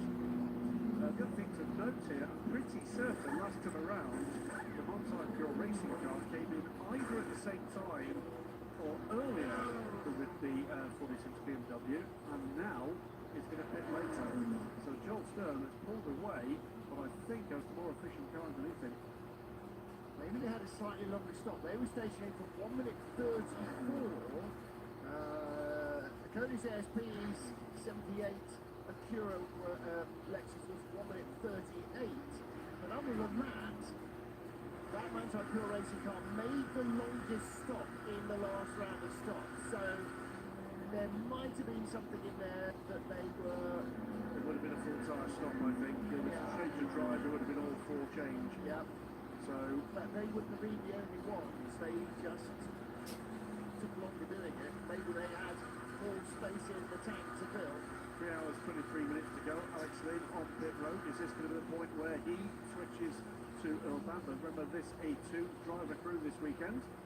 Sebastian Bourdais joined them in Qatar. Well, is the plan not for that to be a two-driver crew, except for the long races like Spa?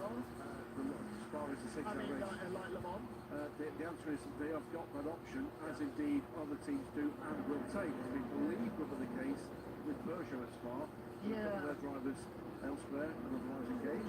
Spa is a clash with Formula E, and there's quite a lot of the Peugeot team that is doing both. 3 of their drivers. And so they are going to be a two-car operation or two-driver operation for both cars. And Nico Muller will drive for Peugeot at Spa, but we believe that the other 2 drivers will miss that one for the WEC. There was a Formula E bench in the Peugeot hospitality, and they were having a witter about it the other day.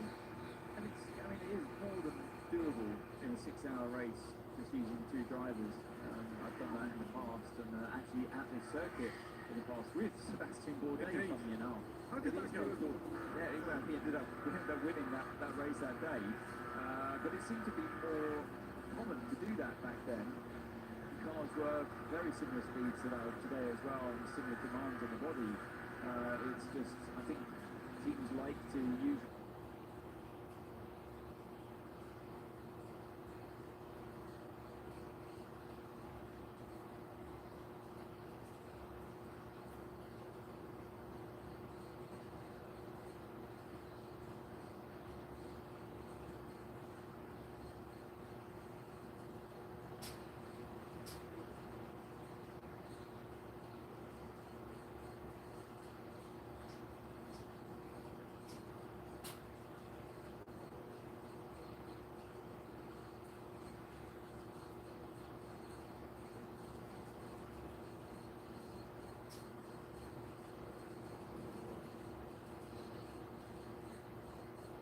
the long runs in FP3 that seems an eternity away by the time you get your go in the car when you're third in. Thank you, Antonelli.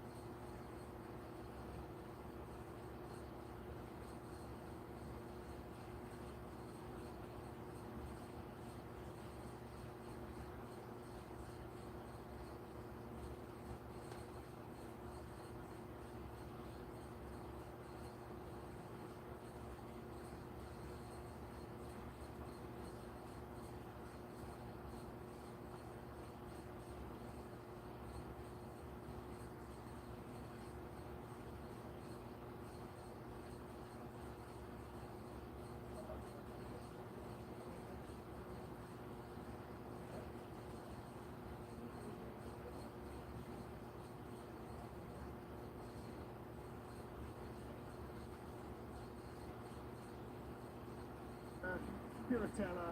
I mean, they have historic names, and that's why we like to use I them. once had a Spanish engineer in my Formula 1 days, and I was referring to it as Stowe, Cox, Maggots and Beckett's, and you were all saying, what, where, what, who, what, why? Yeah, Alan McNish, right, we always have this conversation, particularly at Spa, obviously. He said, no, everybody will call it top three. I said, yeah, every Formula 1 driver ever at Spa says, yeah, I'm absolutely flat through turn 3. Said no one ever. It's always so rude. Oh, well, he was French, obviously. 3 hours 18 minutes to go as the United Nations of commentary, the FI World Endurance Championship. 7 seconds is the gap between Antonio Giovinazzi leading this race in the number 51 Ferrari 499B from teammate Nick Nielsen in the number 50 car, but right in there as well, Nick De Vries in the number 7 Toyota. They've been there for a while. And De Vries, he was on the charge earlier on, wasn't he, on the attack, and he was quickly closing to the back of Nicholas Nielsen, but that seems to have stayed similar now, static around 2-second mark. What's going on with the Proton Porsche? This is third pit stop. This is the first for Harry Tickle, who stays in, having taken over from Neil Jarney, who did double stints at the beginning. Car down in 13th place has not really looked like a competitive Porsche, whereas all the others have. They've all cycled up through the top half dozen. This one cycled up from 13th to about 10th and back down. It did get involved, didn't it, in that tussle at the start of the race. I do wonder whether or not it's clattered something on that car, maybe carrying a little bit of damage, maybe they're working their way around the problem, but you're right, I mean, in the hands of Julian Anglar yesterday, he was absolutely rapid. Yeah, just... And again, qualifying pace and race day pace and everything else, I mean, but even if you've gone the wrong way on tyre pressures, that will have changed. It just doesn't seem that there's much they can do about it. 777 D station, this is Owen Batar. Down the inside of Kelvin van der Linde, tucked him up like a kipper and kept it between the white lines. That is a great scalp to take and a good move there. Two big front engine coupes. Is the Lexus a coupe? I suppose it sort of is. Okay, tyre change. Left rear only. They're going on. Yeah. The Toyota have done with their car, at least when we interview with Mike Conway as they get a bit closer. Trying to get by the Peugeot. How long have they been behind that 93 Peugeot? For a very, very long time is the answer. And this is Steve Jota moving up into 10th place, ahead of the 93 car. Mike Conway, Nick De Vries rather, with those 3 red lights on the side of the Toyota. They stand out so much better on the matte black Toyota, don't they, than ever they did with red and white sides.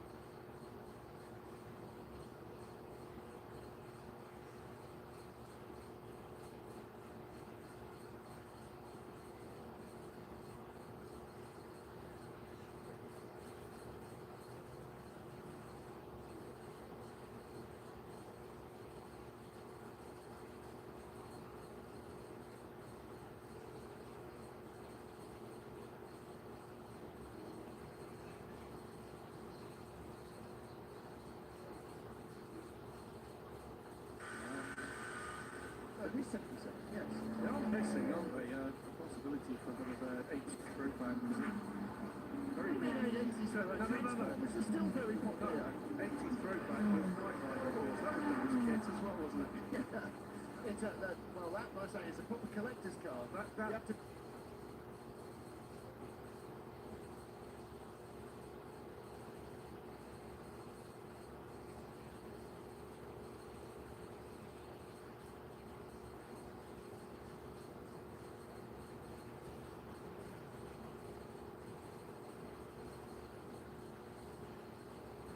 need to find out, and you don't contact instruments when you're testing. Yeah, that's what testing is all about, and why racing is different, is that will hit things. Famously, before they went to the World Touring Car Championship, Citroen took their drivers for a long 3 or 4 day test. The final day, they spent literally driving into each other to see what broke when you had side-to-side contact under braking. Now, trying to encourage drivers to hit their own teammates in brand new cars was the hardest bit of the operation. I'm quite surprised. I observed some of those touring car races. That was difficult for people to do that. Yeah. Side by side here between two very different other GT3 cars. This is number 60 Iron Links Lamborghini alongside the number 87 the Konis ASP Lexus. Keisha Kimura in the black, red and white car, and in the Iron Links car Matteo Cressoni, and he will take that place. Yeah, he made the move early, didn't he? That was coming probably all the way down the hill into Ragazza. He closed, he got alongside. When you get off the brakes, roll out of Ragazza 2, it's 1.4 kilometres until you hit the middle pedal again going into Tamburello, but none of it is straight. There is not a straight on this track. So everything moves. 83 is in from what was 8th place. We're expecting car 7 Drop in down as well. spot, yeah. We're expecting car 7 in this lap. They're going to follow in the number 83, and the number 51 continues. So there's car 50, no, I think 50's in the pits as well. So yeah, 50 and 7 in the pit lane. This could be very interesting indeed. 2.2 seconds the gap as they came down pit lane. Is Robert Schwartzman, by the way, aboard for the 83 car. Now this is really interesting because Robert Kubica obviously is a very well-known name internationally, former Grand Prix driver. Yefe, a better-known name internationally as well now in the last couple of years because he's been racing successfully in the World Endurance Championship. But Robert Schwartzman is definitely Robert who, yesterday in qualifying and in free practice, I thought really sharp. He's mega. So if you've never heard his name before and you don't know who he is, pay attention in the next couple of stints because he's been very impressive so far. He's had great speed. 50 is in as well. So 83 leaves the pits. Now it's a battle on pit lane between the number 50 Ferrari. Came in the hands of Nick Nielsen. That car is rolling. And the number 7 to the hands of Nick de Vries. Not rolling yet. Number 7 is much closer to pit out. Nick Nielsen is definitely tightening up the belts and getting ready Now for they the go. battle to come. It's the Ferrari that's going to make it out ahead.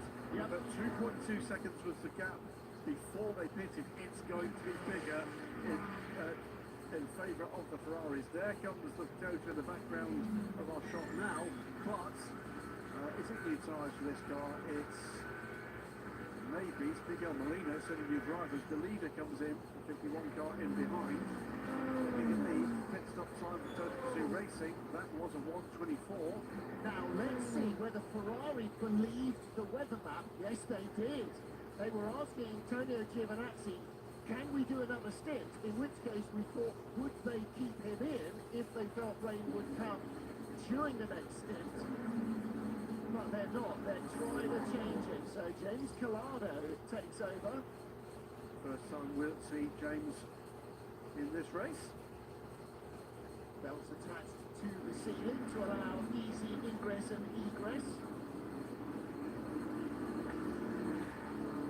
Number 50 car has emerged. Miguel Molina. I think, has he put the 38 between him and the 7? I think he has. Inside in the tyres there. Yeah, right side's only.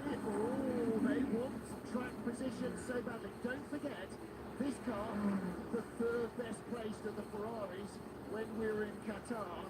They score any points at all in the race. I'm now struggling to remember whether they did or not. So with that side of tyres going on, does that mean that when the car 50 comes around the final corner, this might be a bit close as 51 exits? You're right there, Graham. So they're going to hang on to the lead here.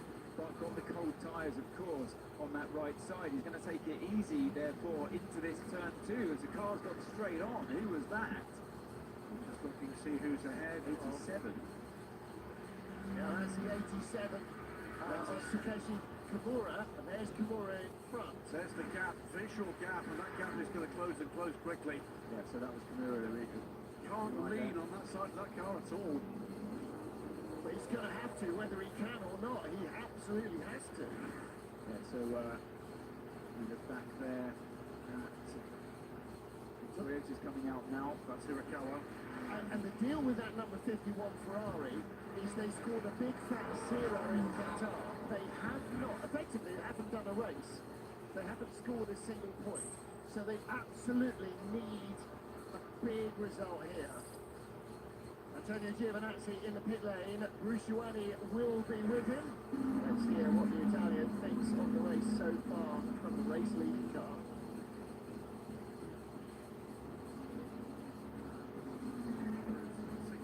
From the lead at that point. Down pit lane, number 5, as it has done previously. 51 and 50, this is for the lead of the race. The second of the two Ferraris with hot tyres all round. Oh, it's going to be very close indeed. Yeah, defensive stuff there, but on the inside, it's number 50, tries again, but 51 has got it covered there. There's only one rule here, do not hit the red car. Exactly, yeah, so James Collado putting up a mighty defensive drive, but he's going to be under massive pressure from Molina as they head down towards turn 2. Molina's going to have to go around the long way. He might just be able to do this, but has Collado just about got enough tire temperature in? He does, and hangs on to the lead for now. And look how close the Lamborghini is sticking because they're slowing each other down in this battle. Hertz Team Joseph close behind, that's 38 of Oliver Rasmussen. And Molina knows he's got a very limited amount of time before the tyre temperature starts to come up for Collado. Collado knows that too, and I think he's going to be all right here. He's done a brilliant, remarkable job sorting out Ferrari 51 in all the right places, and I fear for Molina that his time, he's lost it. That moment that he had, couldn't quite make it work. We see the tyre graphics at the bottom there. Dramatic reaction from Antonio Giovinazzi, wasn't there? Oh, come on, Miguel Molina must be just champing at the bit, chewing the steering wheel, trying to get by, but James Collado is making it survive. Yeah, he had that moment, didn't he, in the middle of the Ravazzas, and then even the McLaren on the attack into Tosa because of the right-hand side being brand new on the Ferrari. And it was actually that dropped him even more into the crisis of Miguel Molina. Look at the gap that closed as a result of that run wide. That was the gap coming in. It wasn't for much longer. And we said when the hypercars are on cold tyres, they'll be in the way of the LMGT3s, and that's exactly what happened. Race leaders in. Let's hear from Antonio Giovinazzi. Antonio, seeing 2 red cars that close, but just keeping the lead. Okay, feeling better? Yeah, it was really intense pre-speed, good start, and then we start to manage a little bit the energy and the tires to do the track routine. Yeah, car feels really good. Nice to see one into the process. So let's continue proceed, please process, and I think we have good pace. So yeah, we need to just be smart, good strategy, and let's get it. Thank you, good luck. Thank you. Eddie Mortara, by the way, still there with these 2 cars. He sees the opportunity here to lap himself. He is the first of the hypercars off the lead lap, and it's too late now. Yeah, the Lamborghini has got the pace, hasn't it, though, of the race leaders. I mean, he's sticking right there. It's got the pace to race leaders as they warm their tyres. Only one's warming his tyres, though. Miguel Molina's not got new tyres on the car. I think it's more about Molina hasn't got tyres that are 104 laps old.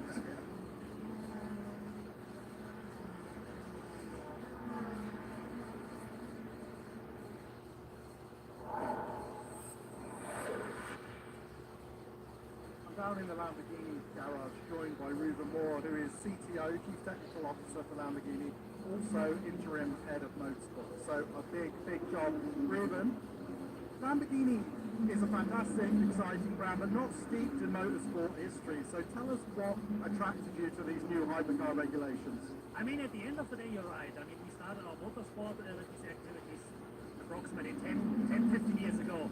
And for sure, for us, for the brand positioning, it's very important also to be credible, you know. We have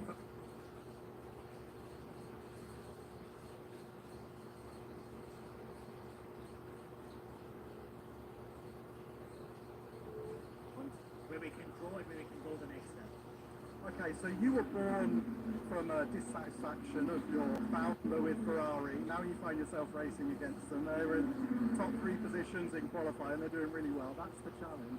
How can you get up to that level in an accelerated time frame? I mean, for us, for sure, it's super exciting, and also have full respect from our colleagues from Maranello. So for us, it's a super challenge. But we take the challenge, and we see this as a learning year. So we are realistic. It's not. We have to be with both feet on the ground and to build up step by step the competence to learn that we say the car better. And I think if we compare this race at the moment compared to the first one, you see that incrementally we are improving. And this is a challenge at the end. Okay, and just finally, tell us what it's like to be here at Imola, Lamborghini, just down the road, your place at home parents. That's still really, really special. To be honest, for myself, also as a motorsport fan, it's incredible. I love the country. It's close to our headquarters. I love Imola because when I was even young, I was sitting on the television and really watching the race, Formula 1 race in Imola. And now to be here with our LMDH car, SC63, it's really incredible. Okay, well, good luck for this round and for the rest of the season. We're glad to have you here. Thanks a lot and have fun. Change of positions there, and a round of applause from the Eastern Ferrari car crew. They got that move done. Did man on Valentino Rossi into turn 2 and loses another position to the car that's another position, just place on track to the car that's landed Castellacci. So no position change there, but the most important one was man getting through. Yeah, a good move. He had the speed in the straight line, it seemed. Nothing that Rossi could have done. The deal with Rossi is that all he's got to do is put him under pressure and make him run wide once, and Simon Lamb will be in for a drive-through because he has no track limits exclusions remaining. So he's under real pressure, Simon Lamb. He's got by, but he has to keep it clean for the rest of the stint. So Valentino Rossi down to 3rd place, still in the podium position, and I wouldn't mind betting that his teammate or his team have told him, just let him go, concentrate on your race, it will come to us.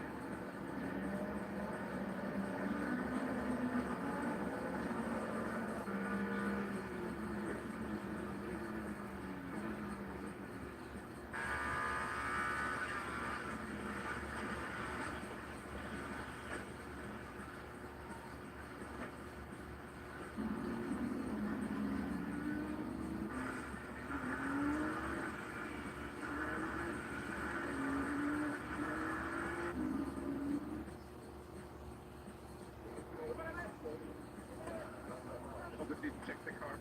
I got quite some damages front and rear.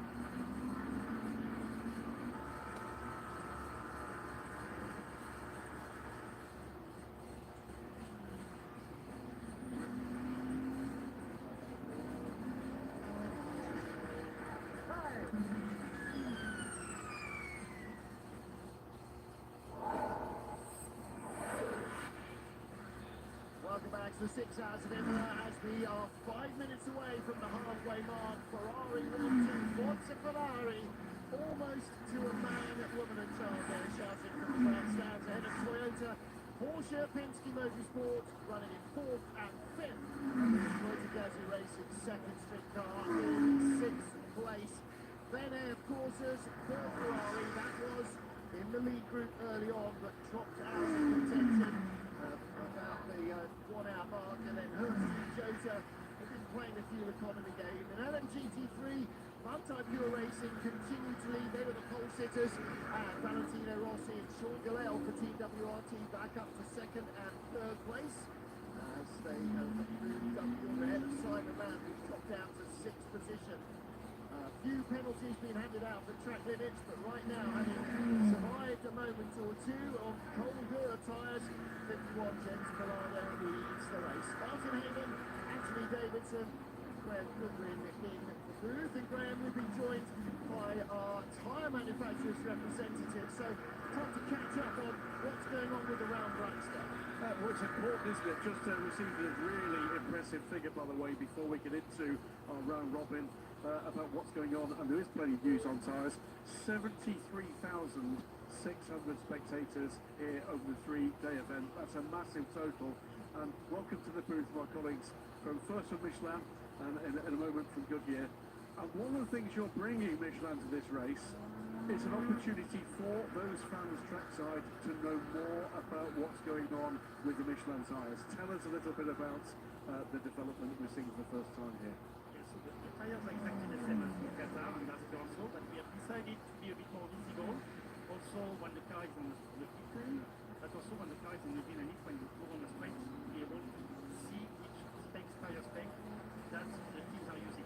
So we have decided to choose different colors. So we have the white one for the soft one, so it's not available this weekend. So we choose the white one because the white for it reminds us of snow, the cold. So that's why we choose to have the white color. And this weekend we are using, as you can see on the car, the yellow one, the medium compound. So it's a compound that we provide to every race this year. And this today on the race is the most used compound on this race. And we choose the yellow because it's something between the white and the red, because the red is the hard compound. We choose the red because the red for us, we identify the red with the heat. Now, I think we saw a little earlier, one of the teams choosing to mix those compounds. Yeah, we saw the BMW at the beginning of the race when they stopped for a long time. We joined the race. The conditions were quite warm, and the track temperature was quite warm. So we saw that they attempt to use this compound for this. But yes, it's very visible, so we can see as soon as there's a red tire on the car, it's the hard compound. It's still an aspect that's open to the teams to be able to strategize themselves. They get a limited choice, but there is a choice. How closely do your guys and girls work with those teams to just keep them informed about what you believe the capabilities are of the product? Yeah. This weekend is quite straightforward. You know, from this condition, this track doesn't require a very strong tire because there is low energy on tire, there's no fast corner. So we don't put a lot of heat on the tires. This race, we can see, in average, we are running around 20 degrees less than in Qatar on the tire. So it's a tire that it's a track that doesn't put a lot of energy on the tire, so that's why we don't need to use the hard compound this weekend. So that's why the medium is the correct tire for the race. Last couple of questions. It's about this new look FI Willie Jones Championship. You guys are here. You're here with a technological solution to a motorsport problem. You're here as well to push forward on sustainability. We can talk about that, I think, another time. But the other thing is, you're here to publicise the brand. 73,000 people here this weekend. Lots more watching at home and listening at home. That has to be a big push behind continuation for this. He says asking, please keep coming. Yes, exactly. You know, the endurance racing is in the DNA of Michelin. So we know it's the best place to prove the endurance tire because we transfer all the technology that we are learning in endurance racing to the street cars, to the street tires, to show the performance, the long-lasting performance on the tires. So we have one last question as well, which is what kind of level of engagement are you getting, not just from the teams, not just from the industry, but the fans? They take a kind of laser focused interest in every aspect of the sport. Yeah, exactly. There's the competition on the track with all the car manufacturers, but also there's an interest in terms of tires because we are bringing new technology also. It's hard to see the technology on the tire because the tires are all black and round. So, but we are working intensively to bring some innovation on the tires. This year on the wet weather tire that we are providing, it's already made with 45% of renewable and recycled products. So it's already in half of the tire, nearly half of the tire that is already with sustainable products in the tire. And on the street, we are working to improve this rate for the 2025 season. That's something I'm going to be talking about for many years to come. We're going to cross for the moment. First back to Martin. Yeah, I mean, part of what Michelin are trying to produce with these sport tyres is to introduce more and more renewable materials, but by keeping the performance at the same level. And look at what those tyres are producing. This phenomenal race for second place. The Ferrari under real pressure. Miguel Molina was challenging very hard for the lead against teammate James Collado a few laps ago. And now he's got Nick de Vries right behind him in the Toyota. And it's only traffic that is extending and compressing the gap. De Vries is all over the back of the Ferrari, and a couple of times Miguel Molina's had to be very brave in traffic, goes a long way around the outside to avoid losing any time. A fantastic battle for second place. Also just seen a 30-second penalty being applied to LMGTP driver Mikko Pedersen. He's had to stop and hold, having had a drive through for track limits. Still apparently can't keep the car within the white line, so he's had to be reminded of that by putting himself into the corner. Of course, LMGT3, this brings us on to our other tyre partner in the championship, because it is Goodyear Eagles that are being run by all the cars in LMGT3. And Mike from Goodyear, again, sustainability, not bringing endless numbers of tyres, and making tyres last and perform.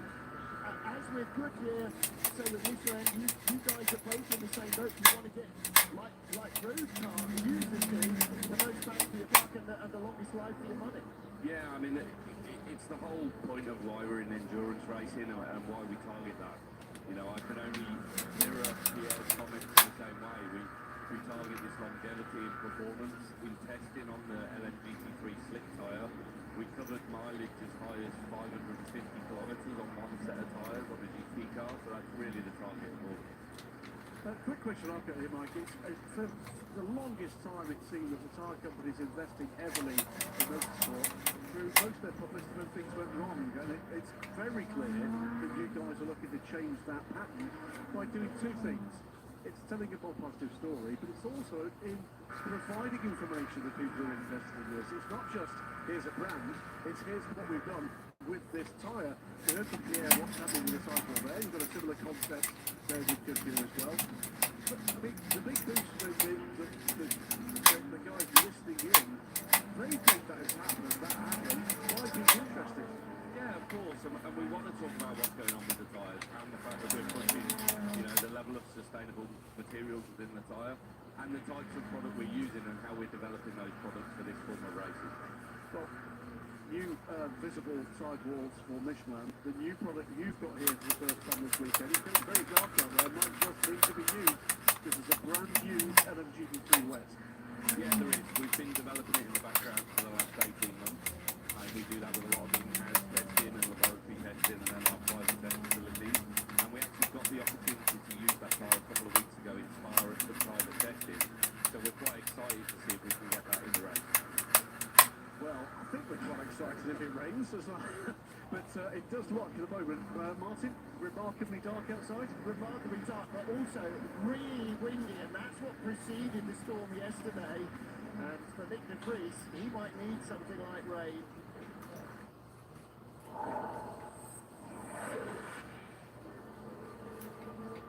There's 119 laps, Sam Traffic said on James Collado's left-hand side tyres, and that's why his engineer was saying, don't be afraid to use them because next up we're going to change them.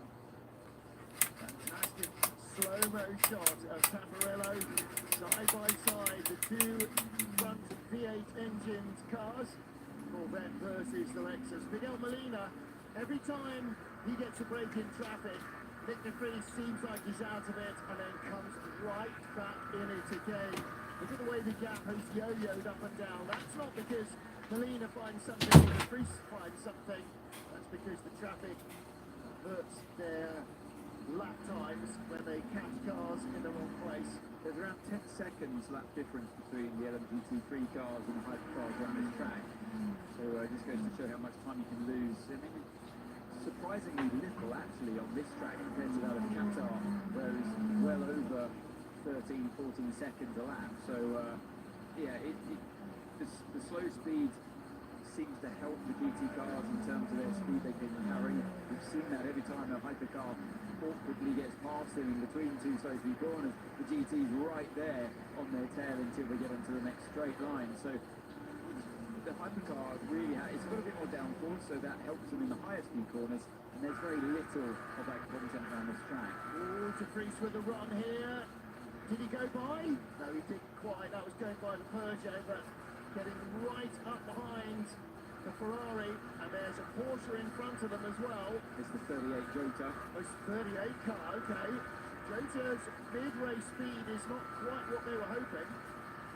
Now this strategy from Jota seems to be just falling away from a bit in the second half of the race. Talking about falling, both Porsche drivers are reporting rain on the track. Now, when we were talking to our tyre colleagues a moment or two ago, I did think that the road outside the circuit looked like it might be glistening a little.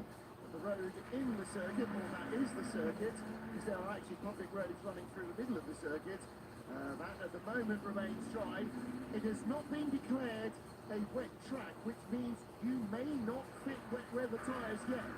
So when Eduardo Freitas is notified by any of the marshal's posts that it is raining on them, then he will declare it a wet track. Until then, you're on slicks, boy, no matter what the weather gods or the forecasters might be telling you.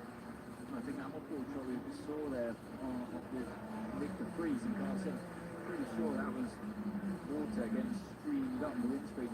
Other than that, it was oil from another car that he's been following, and I doubt that's going to from the Ferrari in front of him. Yeah, that's a little bit more old days. Yeah. Again, it could be something blowing a little bit of water. They go by our GT class leader, still Joel Storm. And this camera there on the gantry had a few spots on it as well. So it's definitely coming down a bit. How hard it will fall, yet to be seen. Still this battle between Miguel Molina trying to send off the close attention to Nick de Vries for second place. The gap ahead of Molina though, almost 14 seconds now. Yeah, you can see the energy that de Vries has got left. So just under mid-tanks. If there's any indication of what the weather feels like outside,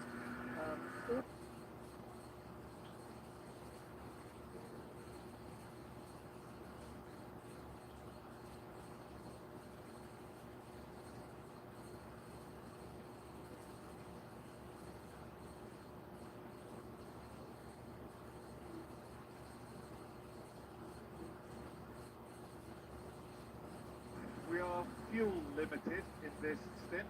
Fuel limited, so keep an eye on the well.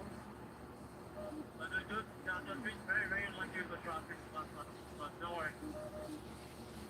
now that is the car that was in front of him, I think, because that car, Kelvin van der Linde, is right behind. The car in front for position is 31 seconds in front of him, so 54 has just stopped. That has dropped Francesco Castellacci down a couple of places. Valentino Rossi is in the pit lane. Tyre changes, right sides only. And it's going to be the same as well behind Pichon Galal. That's the second stop for Valet, so he's now into a triple stint. And by the way, you can catch up with Valentino Rossi in about 10 days' time when full access comes out. I mean, you won't be able to catch up with him, but you'll be able to hear Anthony Davidson catching up with him yesterday. So that was part of our full access coverage. Again, our behind-the-scenes programme, which is being filmed during the weekend and during the race. We'll be able to show you insights that we can't do live and in real time. So full access will be out around Tuesday or Wednesday next week and give you an awful lot more insight into what's going on. Okay, Valet. So it's the two new tires on the right, cold. On the left, hot tires. careful, keep tight, don't cross the white line until stay focused out lap. Change of position just outside the top 10 meanwhile. Proton Competitions' Harry Tinkler's gone by. Eduardo Montara puts the Lamborghini back down to 12th position. The Proton Porsche number 99 up to 11th. He is now just 1.3 seconds back from Oliver Rasmussen in 10th position overall. Interesting little bit of strategy from WRT. They've right side only, and that's Isotta off in the barriers.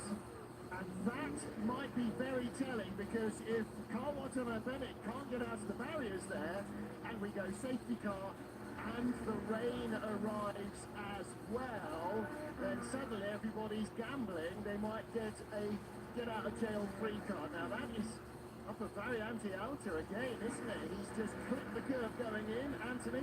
Yeah, here we go. So the right go misses, and yeah, that launches the car over the left-hand curve and sends the car into the barrier. So yeah, he just missed the apex really of the right-hand section, and then that yellow curve just acts as a platform onto the gravel. And yeah, the Jota is up. I think there is, to be fair to these drivers there, a little bit of rain coming down at the top end. That's the highest point in terms of elevation of the track. So I think I could see the rain coming down on the screen as well. And as he's turned in, it's just put the car a bit out of kilter, offline, launched over the curb. What he should have done is just bailed earlier, realised I'm not going to make the corner here, and just turn left earlier than trying to continuing trying to commit to the right, like the Jota did right behind him. Well, and that's the experience, isn't it? That's a different experience level between the tie driver and whichever the two Jotas it was, either of Callum Isler or Oliver Rasmussen. They're more experienced in racing at sports car turf. Full course yellow. We are under full course yellow. Graham Goodwin. This is good news for the GT3 class leader, because he's come in and serving most of his stop under full course yellow conditions. The 92 car for Joel Stern came in ahead of Daniel Mancinelli, and Valentino Rossi, of course, had just been on pit lane.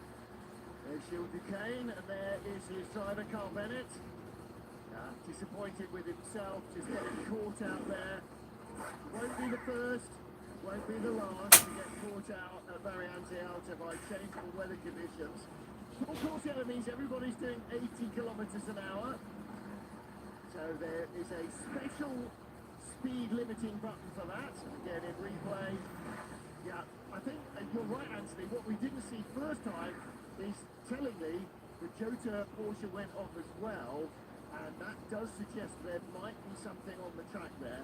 Now, whether a car's lost that, or whether that is weather-induced, now he needs to stay in the car, stay calm, allow them to pick him up, put it back on terra firma.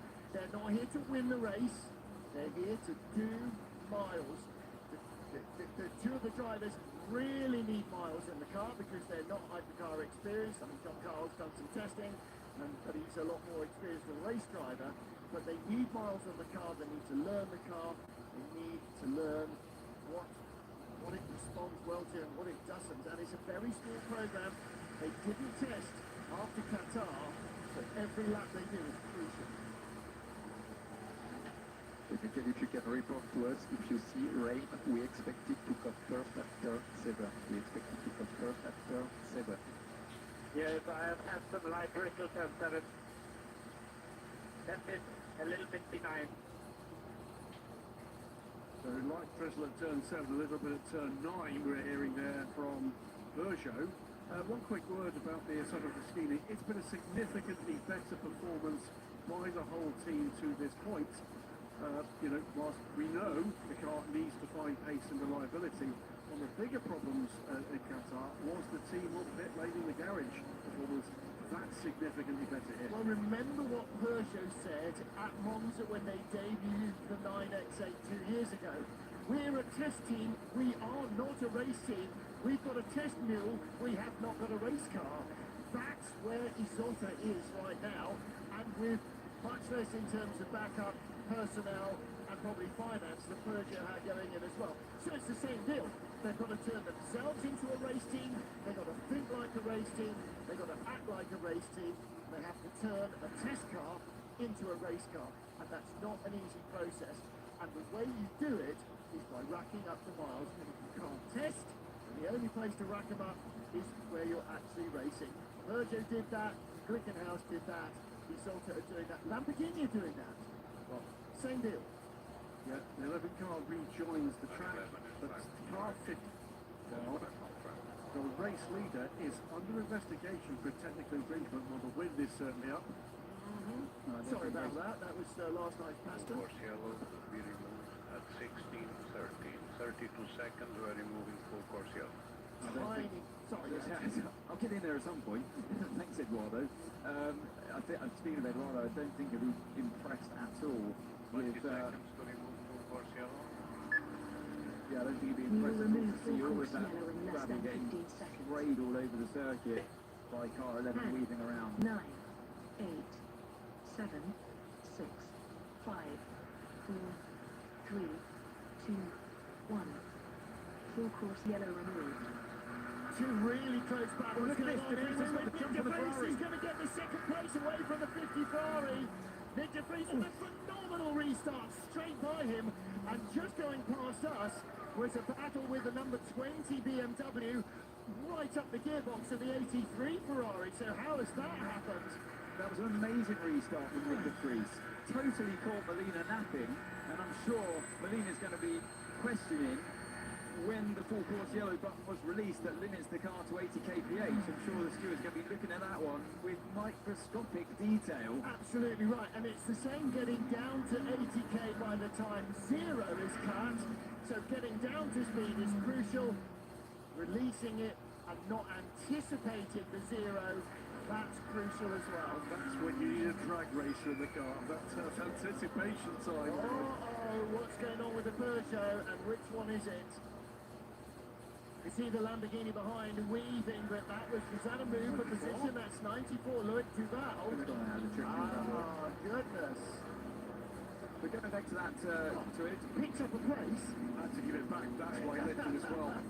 Get back to that fight with the Toyota and Ferrari. It's a whole team effort in that respect, because you're sitting in the car listening to doing the countdown as well. So you're waiting for them to say green, green, green. And as soon as you see the marshal system as well, you've got to have cat-like reactions on that button to get going. So a whole team effort there from Toyota. Nick De Vries executed that absolutely perfectly, and is pulling away now from Molina. Yeah, Molina got held up a little bit there by the McLaren. Now he's clear, and De Vries just... There was a touch. There's a touchdown for the rear of the 12th car onto the Lamborghini. Carvalho back in the gravel trap at very first.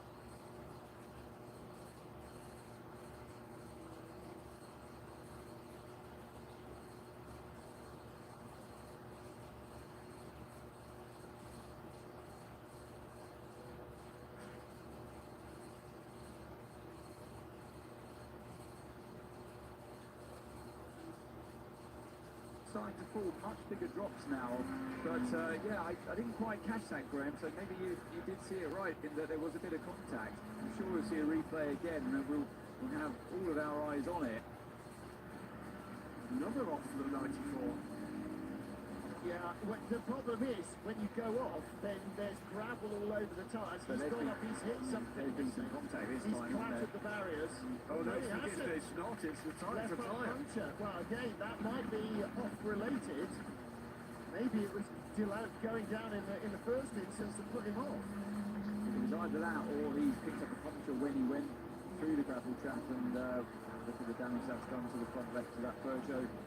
Tyre debris hanging off the rear wing as well. It wouldn't have been a problem last time now. What a disappointing race it's been for Peugeot. Not their fault that they got tagged at the very beginning of the race with De Resta as the yellow flags flag, or the lights flash and the flags fly. And look at it now. This could go full course yellow to tidy this out. Virtual safety car. Now then, here we go. 30 seconds to deploy Leader's virtual in. safety car. Leader is in. Virtual safety car. The pit lane remains open until the actual safety 20 car is seconds to scrambled. deploy So virtual we safety car. can now stop. So this is a green flag stop for the 51 Ferrari. They're You're not deploying gaining virtual an safety advantage. car in 10, But anyone who 9, stops 8, in the next 7, 2 laps 6, will gain 5, an advantage. 4, 3, 2, 1. We are under virtual safety car. We are under virtual safety car. I have a feeling that Nick de Vries may possibly have passed under virtual safety car there.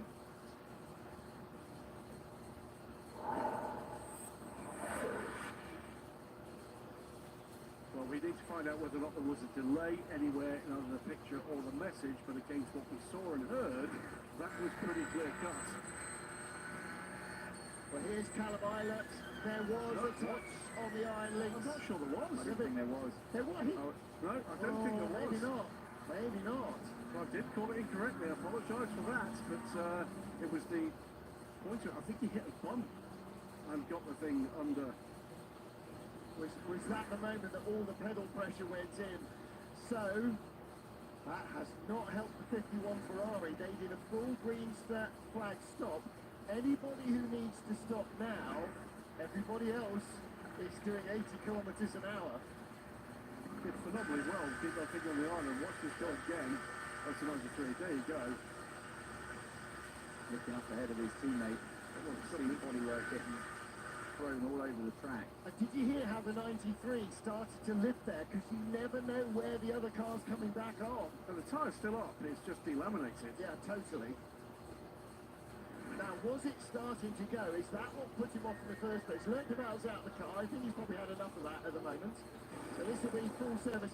And I mean, it's a real shame for Peugeot. Not one, both cars punted off in the first turn. I mean, you're not coming...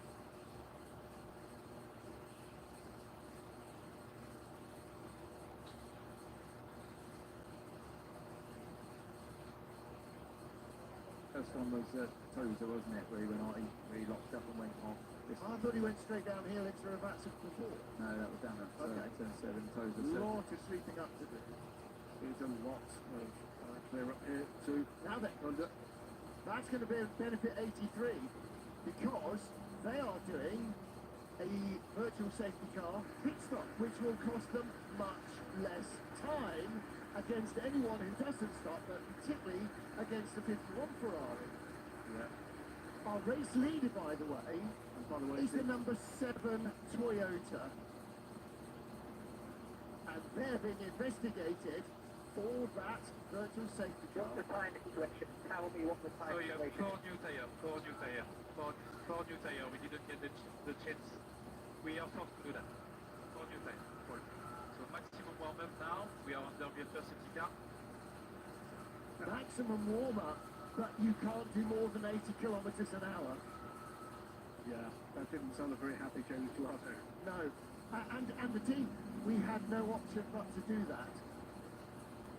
So for him, he'll be hoping, no, it's going to go. It's going to go safety car. Then they're going to be all bunched up behind him. Now what's going to go on here with the car?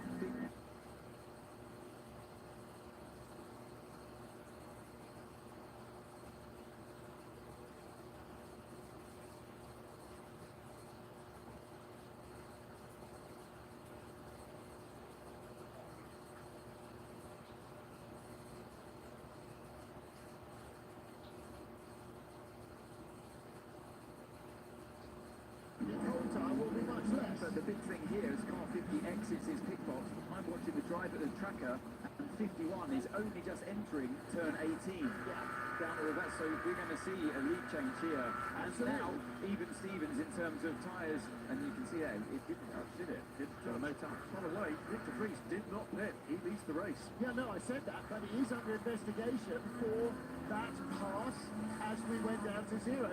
And that's before Ferrari protest his release of the car under the full course yellow that allowed him to make that pass. I think we called it right at the time. I think that I'm fairly convinced he overtook just as the full course yellow came out.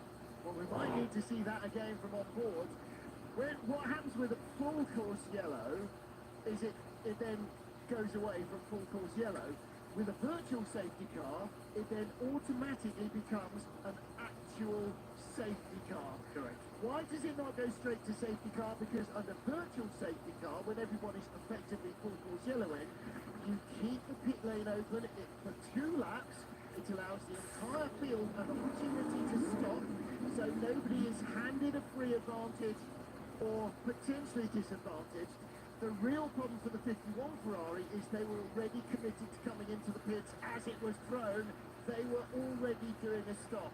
There's nothing the race director can do to mitigate against that. So we need a replay, don't we, of Nick de Vries in that moment from this camera angle. Yes, on board. We need it slowed down to see. See the right-hand side? You've got the yellow flashing panels and the yellow flags.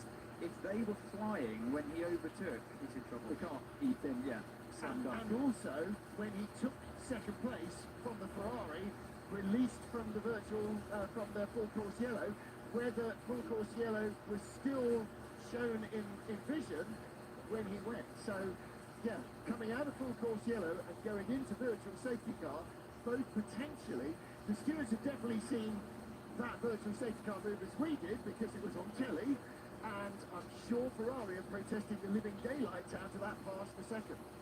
One quick thing to mention, by the way, the 51, as we saw, forced effectively into that full green. In comes Nick de Vries, but at the moment he has emerged from all of this in 4th place. It remains to be seen what happens around this pit stop and any potential penalty that comes. So this is the moment where he went, he was, as soon as that went green, he was back. So if anything, it was Molina just a little bit lax in how he was getting off that full course yellow. I was watching there, the marshalling system, as soon as it went green, de Vries had reacted. I saw nothing wrong with that particular moment. So that's one thing in the Anthony Davidson to-do list covered. It's the other one now. It's the potential penalty. All right, full field pit stops. We're under virtual safety car in Imola.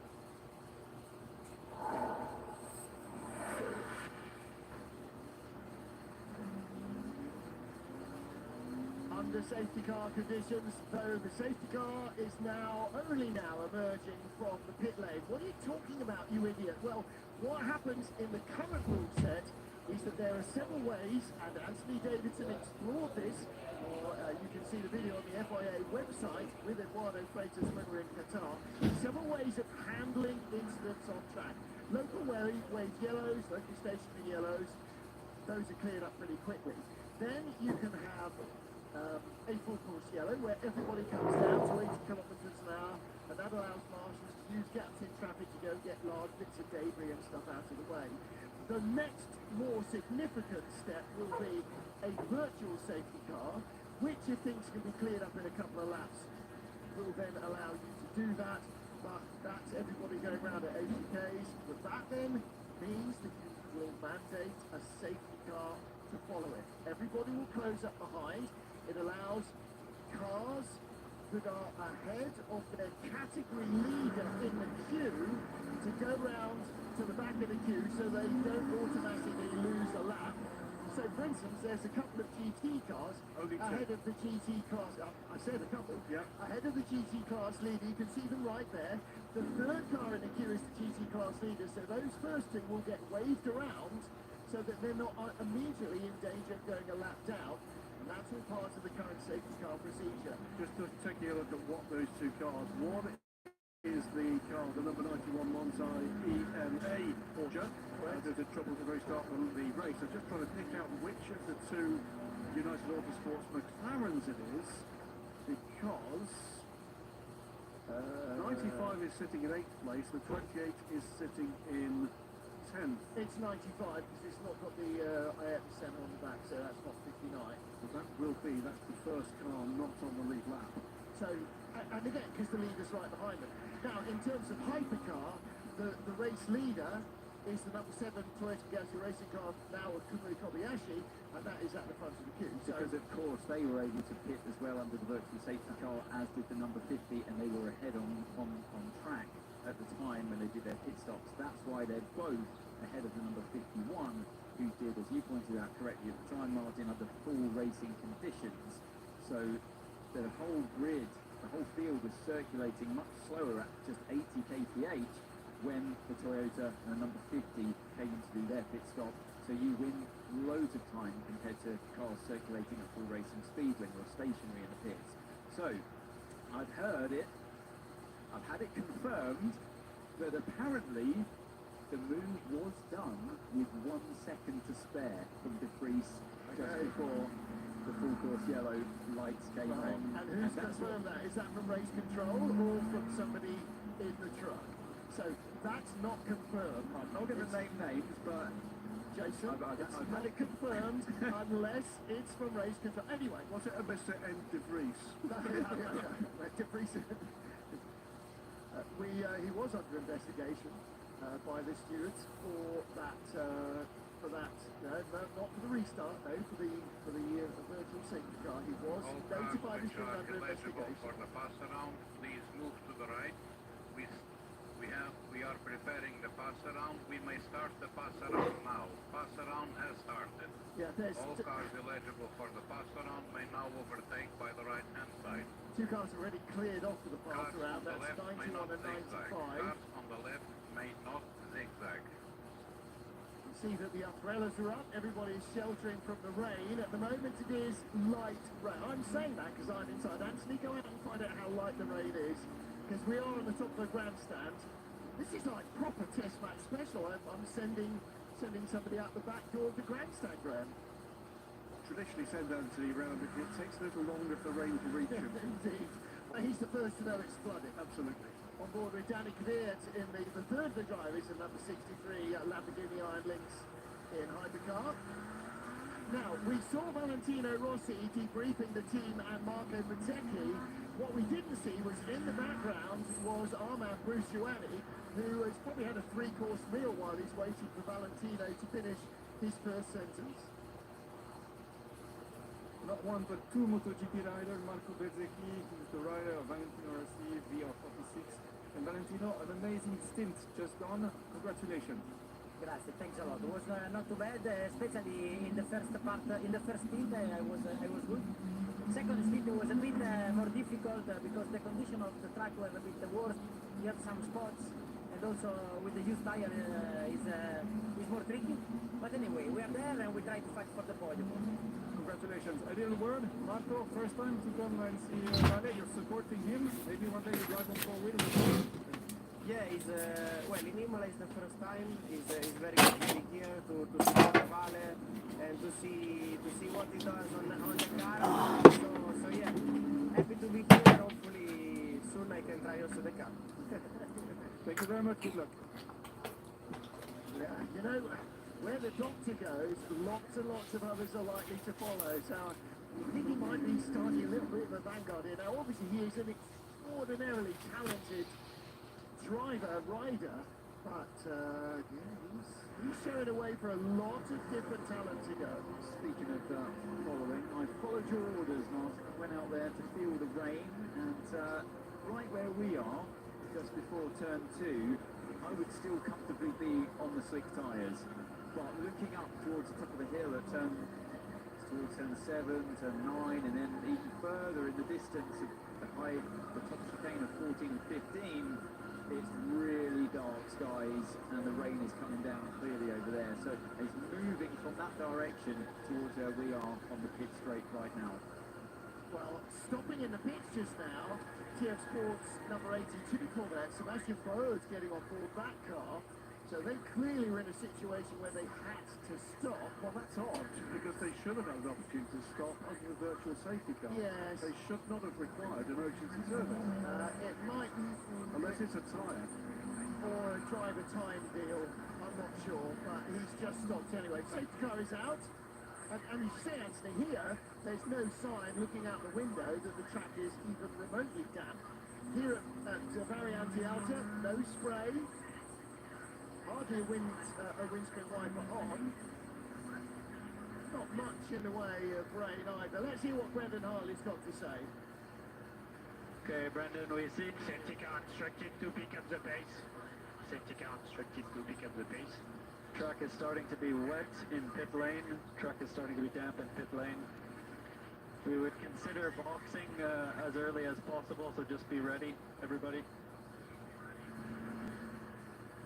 This could get very busy indeed on pit road. Yeah, this is tense time for all your drivers now. You see the rain falling on the windscreen, and that only gets worse as you start to speed up. It's like a psychological barrier that you have to go through from inside the car, because it looks horrific, the amount of rain that's pouring down as you speed up. on the windscreen. The wipers are on, and but the track can very much still be giving a lot of grip. But more so when you've got nice, warm, sticky, slick tyres, they don't have that luxury because most of them done pit stops on the stone cold ambient temperature tyres with no tyre order. This is going to be an extreme test for the drivers. We talked about this a little earlier, didn't we? With 51 Ferrari getting caught in the pit and having to come out on cold tyres. But I said, when we go safety, everybody will be in the same batch when they are. Actually, just a moment or two ago, we were riding on board with Brendan Hartley, and on the previous Wilson's group, one of his early supporters, reminds me that the founder of the group, Sir Colin Gilchrist, passed away just this week. The rain. So we need to start by speed now.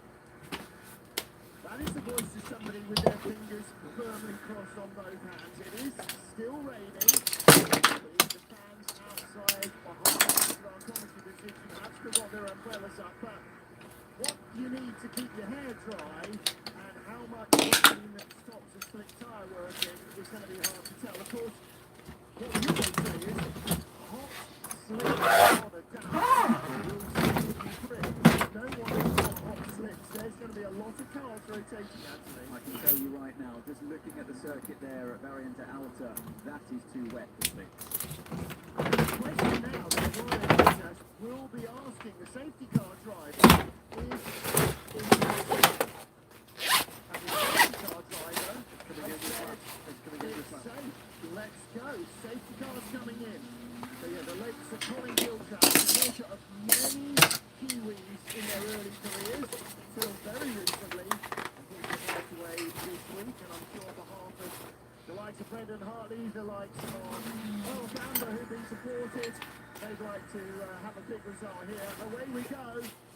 Stone cold tyres, full tanks, wet track. This is the driest part of the circuit, remember? So they're going to tiptoe their way into tempo already. What is on? Perhaps not a surprise, that's Antonio Serravalle. His first lap in the car in the race is on stone cold slicks in the rain. The tough one's going to be as they come round towards Poser at 7, and then up the hill. That seems to be where it's at its wettest. And another rotation there for trying to do the Kiwis.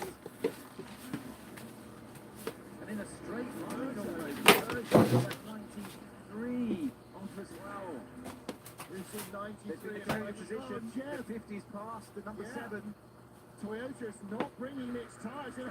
All the Ferrari fans are up applauding in front of us here. They watch that on the big screen. Big twitch indeed from the number 7 car. Rui Kobayashi couldn't get the car turned into Tosa. That's taking power off the baby if you can then get it off the corner. There's a big hit because Rui Kobayashi is struggling to fend off the old GT3 leading car. Yeah, so the GT3s in this kind of condition will have more mechanical grip than the hypercars. not just the leader, but the number 60 car, which is down in 31st place, not even on the lead lap in LMGT3, which is below by the Toyota. You need to perhaps overtake the race leader. So it's out! You can hear it. And it's hitting the limiter all the way. It's corners like this even that seem like a near kink as you see the race leader getting overtaken now by the LMGT3. It's something that's quite bizarre to behold, but almost off the circuit there for Molina in turn 18. Now Graham, in the trial, it was taking them 2 to 3 laps to get full temperature into the slip. This is going to go on for lap after lap. And the Ferrari stayed out. That's an important moment here. So Porsche's in 6 and 5. That's 6 and 99. That was 6 and 99. You're right. Good spot. So, yeah, he's had enough of that. And being followed in by a number of other cars. Also in the 35 to 38 Jota from 93 Peugeot is in as well. So Kobayashi still a lot of position to the Ferrari, a lot of track position. We might as well go on to the wets now. So those slicks are going to come off. The wets go on. This is really interesting strategy now. Here's the Ferrari message to Miguel Molina. We don't believe the rain is going to last. So Porsche have split their 5 stays out, the 6 on pit lane. All 3 Ferraris stay out. Both Toyota pitted Both Toyota's pitches, now they're so good at moving these, but they came in across the nose of the 77 Mustang. So the rain it's not going to last, but it only needs to last long enough to put your car off the track. That's exactly right, yeah. But if you can keep the car on the track, it doesn't matter that you're going slower and getting passed by cars on wets, because they're going to need to get off the wets back on the slicks if it dries. They can slightly more comfortable as Molina threw the Minerali that time around than the first lap. Well, because his cars will be hotter and the road's not absolutely a wash. This could turn this race absolutely on its head. Already has. The lead has bailed out and gone into the pit lane and handed it to Ferrari, who have taken brave pills. So both Toyotas made the decision to go onto the wet tyres, both Ferrari.